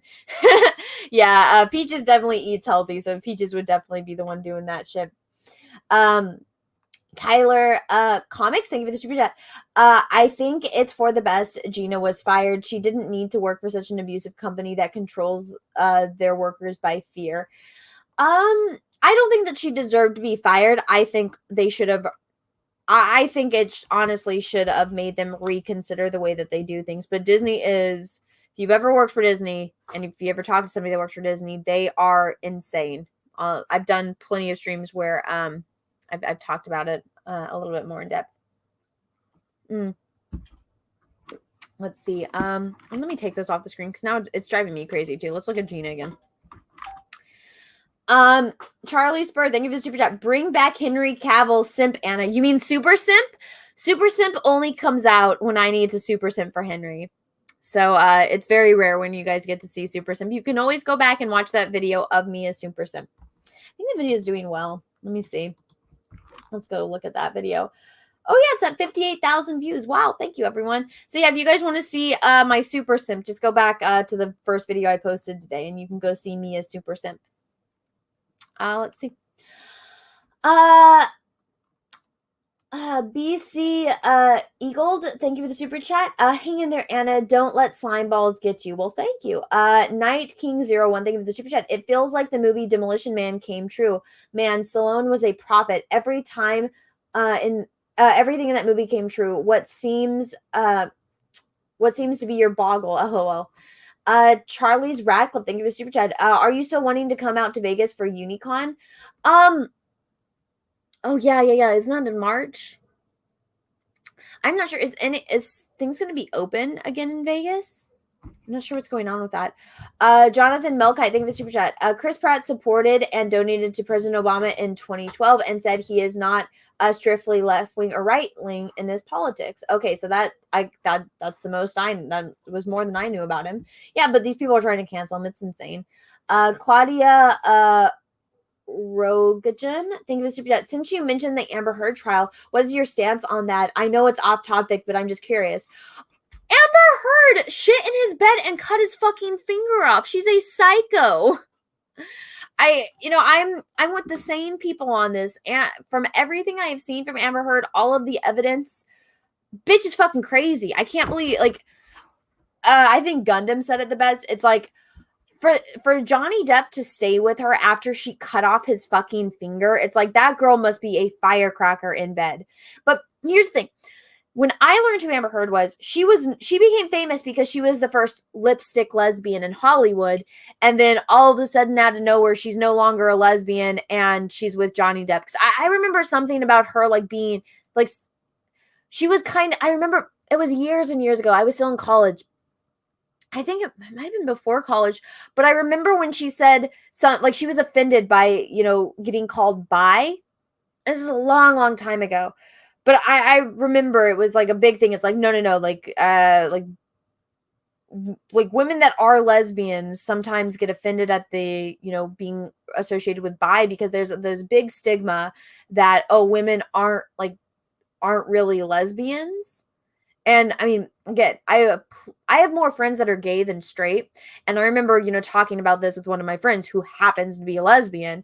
And, a lot of my friends that are lesbians, and it's really offensive because there's that whole stigma that, oh, women really aren't lesbians. It's, society makes them into it, whether they've had bad experiences with men or they're tired of men. So they'll be lesbians, like it's a choice. And so I remember something about Amber Heard, and she was upset at something for like accusing her of being, or like saying that she was bi because of, like, I guess having like some kind of attraction to men, and she got offended by that. And then, because all I knew about Amber Heard before she got married to Johnny Depp was that she was known for being the first famous lipstick lesbian. A lipstick lesbian is, like the when you look at a lesbian, it's like a very, very feminine Barbie dollish, the lipstick. And then she all of a sudden got married to Johnny Depp. And I was like, wait, wasn't she a lesbian? And wasn't she like very against being called, like, associated with being bi? But then all of a sudden now it's okay. And all of a sudden now she's bi and she's married to Johnny Depp. And I was like, okay, well, that goes against everything that she had said and done before, but all right, whatever. And so then all the shit came out with her and Johnny Depp. And it's like, this is really you can see a pattern with people. And go watch Umbrella Guys on videos on it. He follows, but It's a Gundam had the best take. He's like, this bitch must be so good in bed that she's making Johnny Depp see new colors for him to fucking stay with her after she cuts off your fucking finger. Like, holy shit. And then for her to go and, be the face of, victims. And she was the one that was beaten by Johnny Depp and all this and then all of the truth comes out and he kept silent for years while she was over here slandering him. It tells a lot about a person. So, yeah. Here we go. Cow and Friends, thank you for the super chat. If I wasn't raised the way I was by parents, I would too have been one of those woke people. And again, this is where, parents, responsibility and accountability comes into play. Tyler Comics, thank you for the super chat. I agree. Disney is just like these kids' parents. They give them everything they need. Well, I mean, the parents just aren't parenting, and Disney is just giving into the spoiled rotten brat. Let me update this because I got to the end, but thank you. Thank you everyone for the super chats. Joe King, thank you for the super chat. But Anna, do you mean all 23-year-olds laughing these? Love your Nobius attitude and logical perspective. Well, thank you. I appreciate that. Jack Reacher, thank you for the super chat. Outstanding super simp suit, Anna. Those curves, nugget of the day. Braless under all those t-shirts. Fast as Shapiro now, but no robot voice. Oh, you mean when I speak fast? Yeah, I mean, when I'm on a roll, I'm on a roll, but I must be losing my voice or something because my throat is just so dry, and no matter what the only thing that really cures it is kind of licking popsicles, but I'm probably gonna have to do that after the stream is over because my throat is just shot. I don't know what's going on.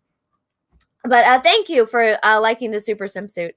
Yeah, that apparently is pretty popular for people. Henry Cavill, thank you for the super chat. 3 parts Mountain Dew, 1 part Tahitian treat. Well, thank you for that. I think this is Russell Hall. 90 Fritto Pie, thank you for the super chat. I be a simp. I'll send you Mountain Dew Red P.O. Box.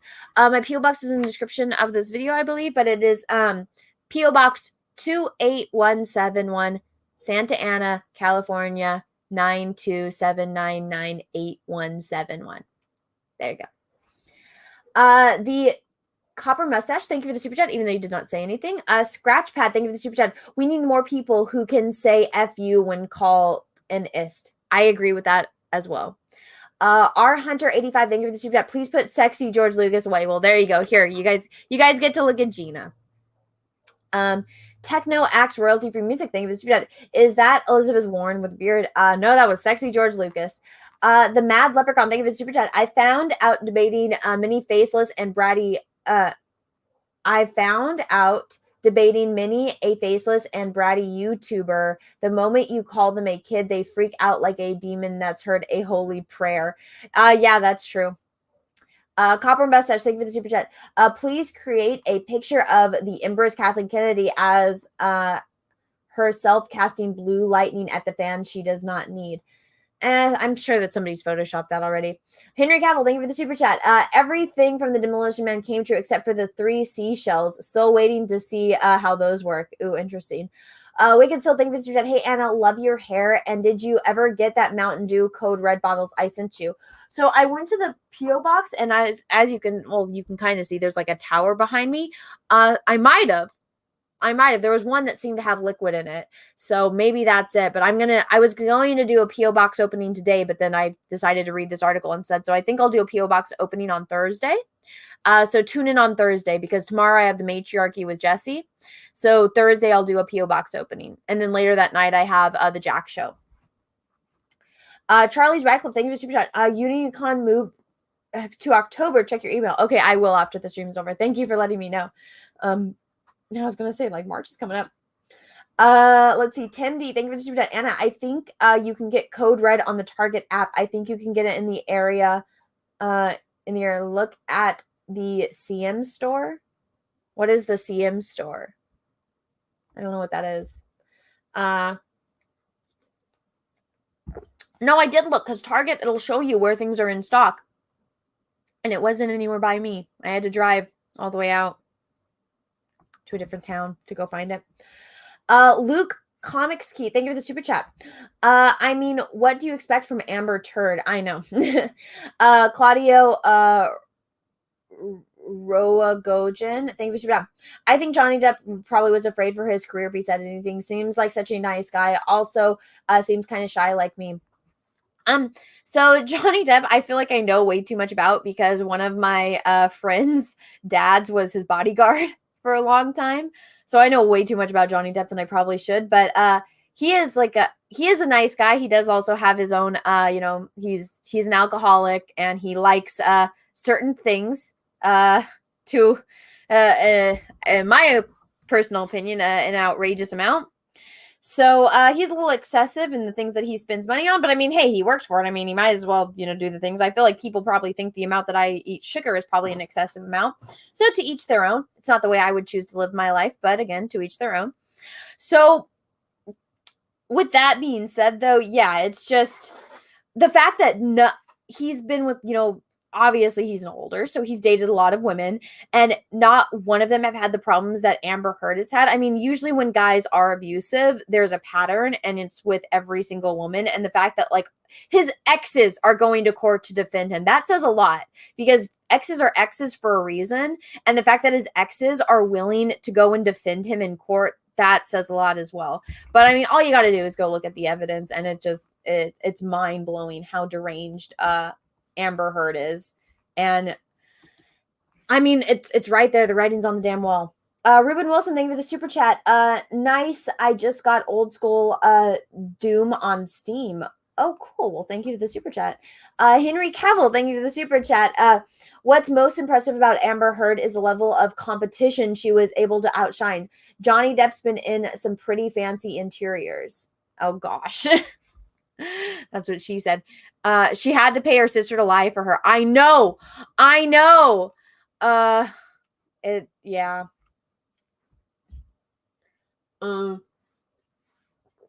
Claudia Rogue, I can't say this. Rogojan, thank you for the super chat. Talking about Johnny using cocaine, we all know. Not just that.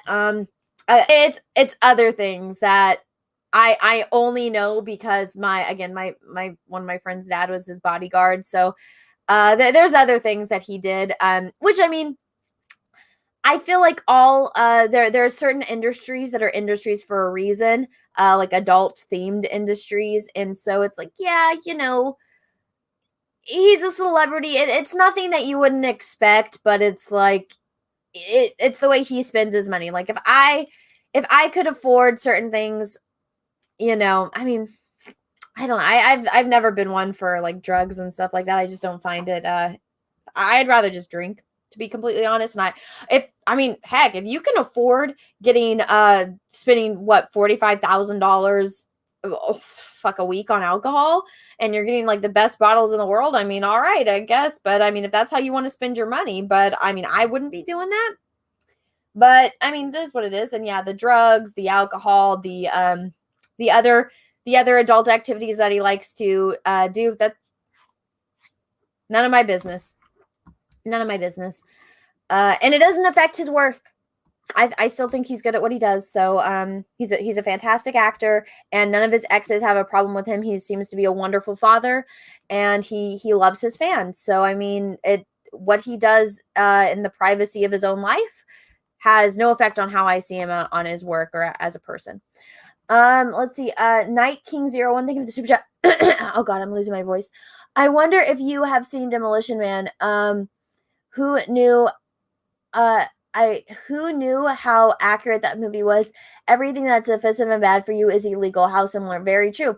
The copper mustache thing, I think Johnny Depp would rock as Hondo. That would be funny. Scratch Pad, thank you for the super chat. Anna, what did you study? What's your background?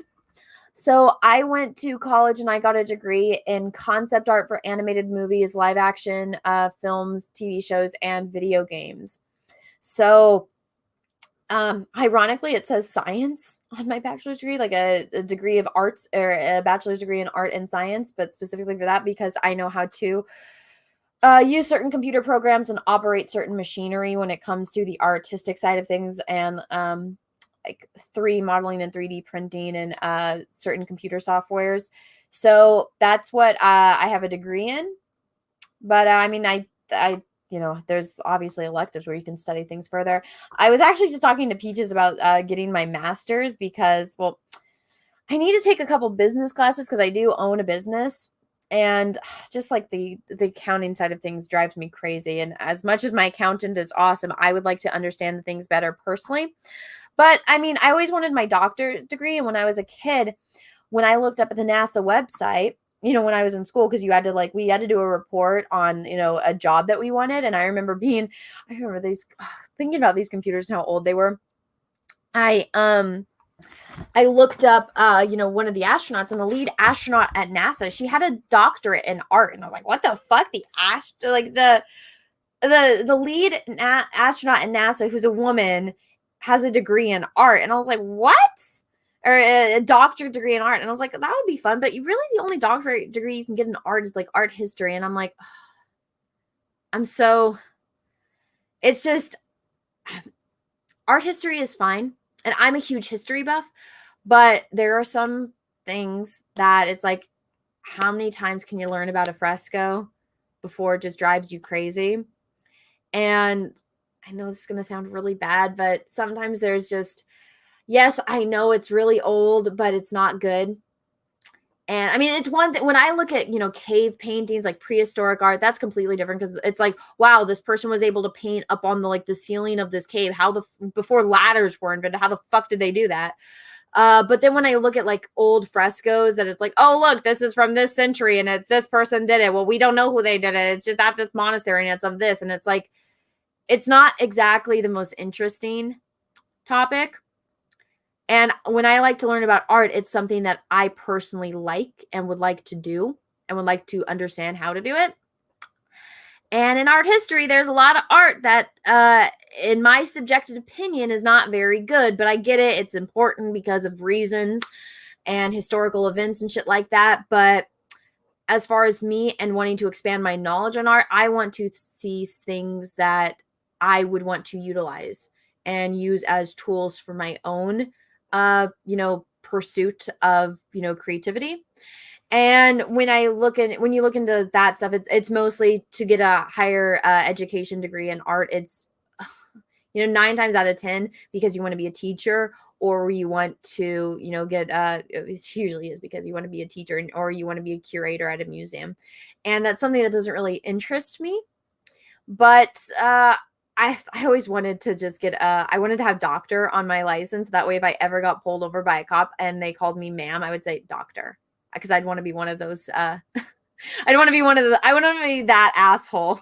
Just because I thought it would be fun. I saw it as a kid, and I am a little bit of a little deviant sometimes. If you ask my parents, you could see that, and they would 100% agree. And they could tell you plenty of stories about that. But I'm a little mischievous sometimes, and I thought that would just be fun. Dr. Karen. Maybe, hey, if a cop's pulling me over and they're going to give me a ticket anyway, I'm going to be called fucking doctor. Like, I think it's funny, Don't make me hate you. If you hate me over that, you have no sense of humor.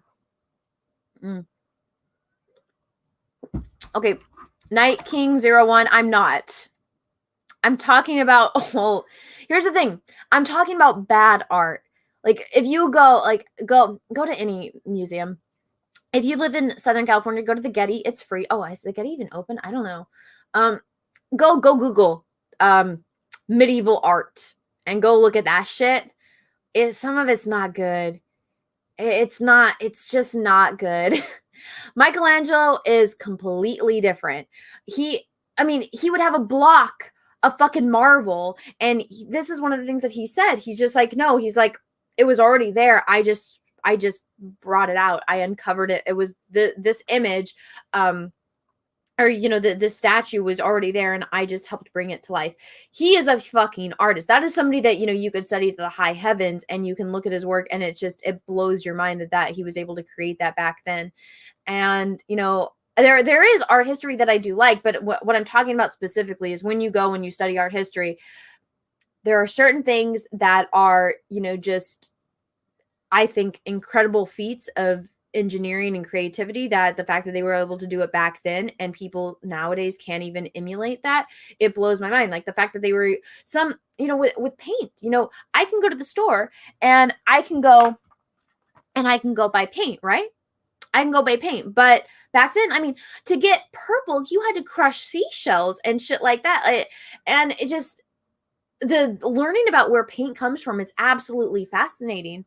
And I'm blanking on what it is off the top of my head right now, but there's a certain type of watercolor paint that is from this lake in England that is made specifically from these beetles that are in this one lake in England.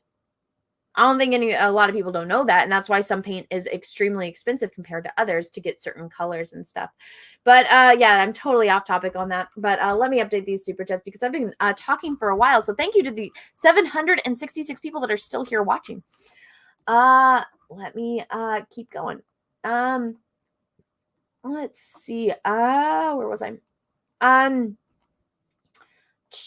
Henry Campbell, thank you for the super chat. Wait, are you saying Johnny Depp likes Peggy? No, I'm saying he likes certain adult things.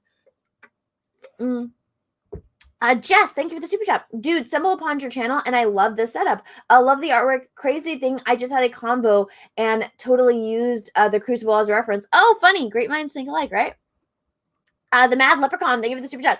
What's your thoughts on the Twisted Metal becoming a TV series? I have no idea what that is. Sorry. Claudia Rogojan, thank you for the super chat. Johnny Depp doesn't look bad for his age, for the amounts of drugs he's consumed over the years, especially the heroin, because I'm pretty sure he did that. I think he has gotten I think the stuff with Amber Heard has definitely aged him. Like, he still looks good. Johnny Depp's still a handsome man, but when I think, like, you know, you picture somebody in your head, and then when you see them, like, now, like, when I think of Johnny Depp, I think of Edward Scissorhands or Pirates of the Caribbean, The Curse of the Black Pearl. That's what I picture when I think of Johnny Depp. And then, like, the typical look that he had where his hair's about this long and he's got those sunglasses that are like red. That's when I think of Johnny Depp. That's what I see. And then looking at him now, I'm like, what happened? You know? But I think definitely seeing him from when him and Amber Heard met on that movie where they met and then they started dating. And then now she has aged him significantly, but he still looks good. You know, he's still a handsome man. Night King, thank you for the super chat. I hope Anna isn't talking about Michelangelo. No, I'm not. Scratchpad, thank you for the super chat. I'm an animator in a feature film. No degree or high school diploma. LOL. Yeah, and that's one of the great things about art is you don't have to have those kind of things. I went to college because I did want to have a degree because you kind of brainwash that you have to go to college to learn these things, but it did. It taught me how to use certain programs. It taught me how to paint, and as expensive as it was and how I'm going to be paying those bills till the day I die, it was worth it. Shiny Effects, thank you for the super chat. As an artist, I can't bad art drives me up the wall. Yeah, Shiny, you get me. Sean Cheney, thank you for the super chat. Got your prints of Gina and of Revan and Etsy. Looks great. Any idea how long Shippable journaling is? No tracking. World is not flat. # justice for Dina. I sent everyone an email, or I sent everyone on Etsy a message. So the prints, again, it says on Etsy, it says pre-order in all caps, I believe. Yeah, it definitely says pre-order in the title. I sent everyone a DM on Etsy letting everyone know that the prints aren't supposed to be in until the 27th. And then once I get the prints in, because they sold out twice. And so once the prints come in, I'm able to ship them, but I can't send anything that I don't have yet. That's why it says pre-order. So on the 27th, I should be receiving everything. And once it comes in, then I'll start shipping it.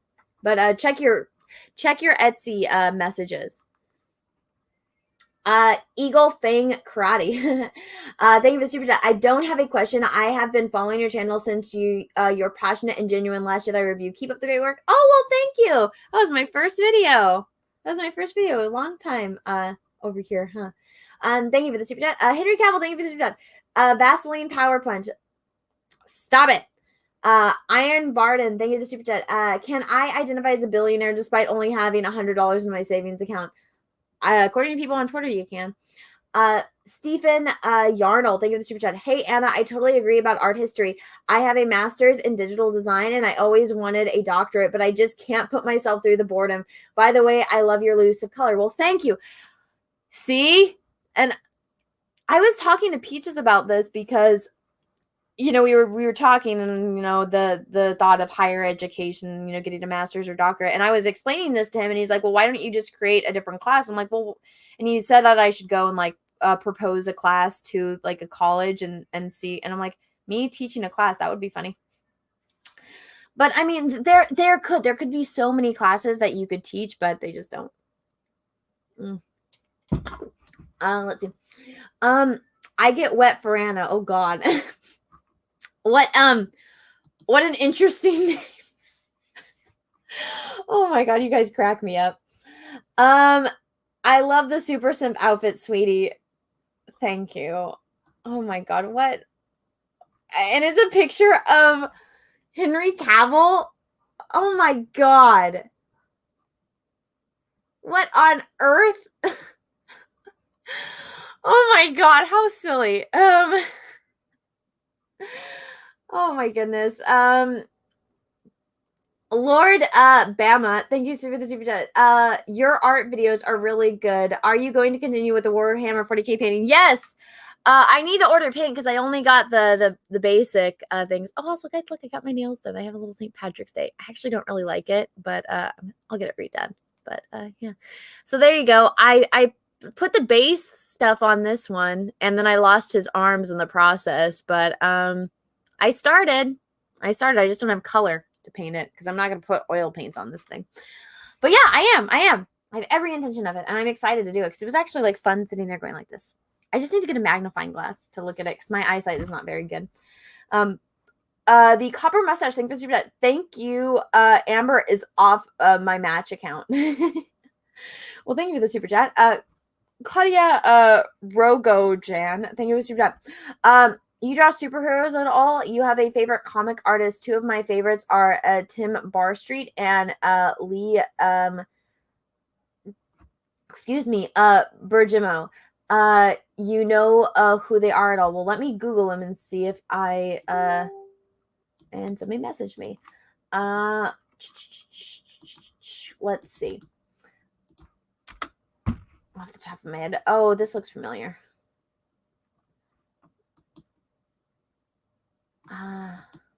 Yeah, I've definitely seen this guy's Batman before. It depends on the style and the storytelling. So let me grab one for you right now. So I like classic comics. So I like the way what is this? Why am I blanking? So Byrne, his run of Superman. I really as far as it comes to comics and superheroes. So let me find a panel in here that I can show you. So I really this is going to be weird. I like the way that character, like their hair is drawn, and then like facial expression. So the acting here, like you can really tell like Superman's expressions and stuff like that. But then let me see it. This is the one with Lon. Yeah, Lana's in this one. So the way that Lana's hair is, and then Byrne also had a run of Wonder Woman, and I love the way that her hair is drawn. So I know that is very girly, I guess you could say, of me, but that's the kind of stuff that draws my eye. And I honestly prefer like classic comics as compared to like the more modern comics and stuff like that. But let me read that super chat. Are you talking about specifically let's see, that was the Lee guy. Let's see, Tim guy. There's one guy who has come onto my radar. He's actually in Comicsgate, and apparently I've been on streams with him, which I don't remember, but people said it's because he's quiet. And I feel bad because I would definitely remember him. But so this is Kenneth Rockefort, and he just happens to know Henry Cavill. And so here's Kenneth, and there's Henry. There's Kenneth, there's Henry.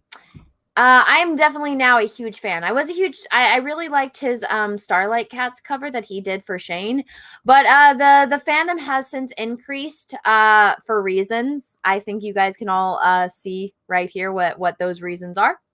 So I might be a little bit biased there. Anything that can get me closer to Henry, I'm generally gonna like. But as far as like comic, there's your ticket. I know. I know everyone's teasing me now, but I know I might be just a little bit biased, and my head might be in the wrong place because of that. But I know. I'm just I'm a little bit skewed now, a little bit skewed. But also, John Malin draws some great mana. So again, I'm extremely biased when it comes to stuff like that. Let's see. Speaking moistly, thank you for the super chat. Cecil would look better in that super suit outfit than Anna. Cecil has a better rack. I doubt that, but thank you for the super chat. Henry Gavel, thank you for the super chat. By the way, Anna, can you get me in touch with Cecil? Fuck you. All right, everyone. I am caught up on super chats. I've been going for over 3 hours, so I am going to call it a night. And thank you so much, everyone, for being here. Thank you so everyone for watching. Now, this is going to be re-uploaded onto my secondary channel, which is that Star Wars Girl Live. So if you go over to the channel section of my YouTube, you can go and find that there. But here, I'm going to post it in the chat right now. So if you guys want to go watch it, go over and subscribe. It is just that Star Wars Girl Live. And so that's where I re-upload all of my live streams, so you guys can go check that out. If you want to go follow my art channel and you want to see me paint my painting of Gina, and once that video is out, you guys can go to my art channel, which is it's kind of a longer name, but it's the Art of Anna TSWC Studios, and it is right here. And then also, guys, let me see if I can find it on here. Well, that's weird. Let's see. I do have an Etsy store, for those of you that don't know, where I sell my prints. And so if you guys want to go purchase my prints, my Gina Carano one is still available for now until it sells out again. And then I have all of these other prints on here as well. And I'm going to be adding bookmarks on there very, very soon. So if you haven't already, go check out my Etsy store if you are interested in any of my prints. My mods have been awesome, and I've been posting the links for that in the chat. And then let me also find, if you guys are interested, I do have a Teespring store, which now has, it has, that Star Wars Girl merch. And so you guys can go, and if you guys want a t-shirt with me on it, as, in the Slave Leia outfit, and it says Anna TSWG for that Star Wars Girl, it's here. And if you guys want to go see my Gina Carano t-shirts with the Cara Dune, the rebellion with my painting on it, it is there as well. So you can just follow this link. The link is in the description of this video, but it is also right here. So go check that out. And yeah, everyone, thank you so much for being here. Thank you so much for watching. This will be re-uploaded onto my secondary channel, that Star Wars Girl Live. And until next time, everyone, I hope you have a great rest of your day, morning, evening, afternoon, wherever you are in the world. And may the force be with you, because we are really, really, really going to need it. Bye, everyone. I'll tell you where I thought I came in the forest, when the lightsaber goes like this and flies off. I said, oh, what a great entrance. Ah! Ray caught it? She hasn't even been to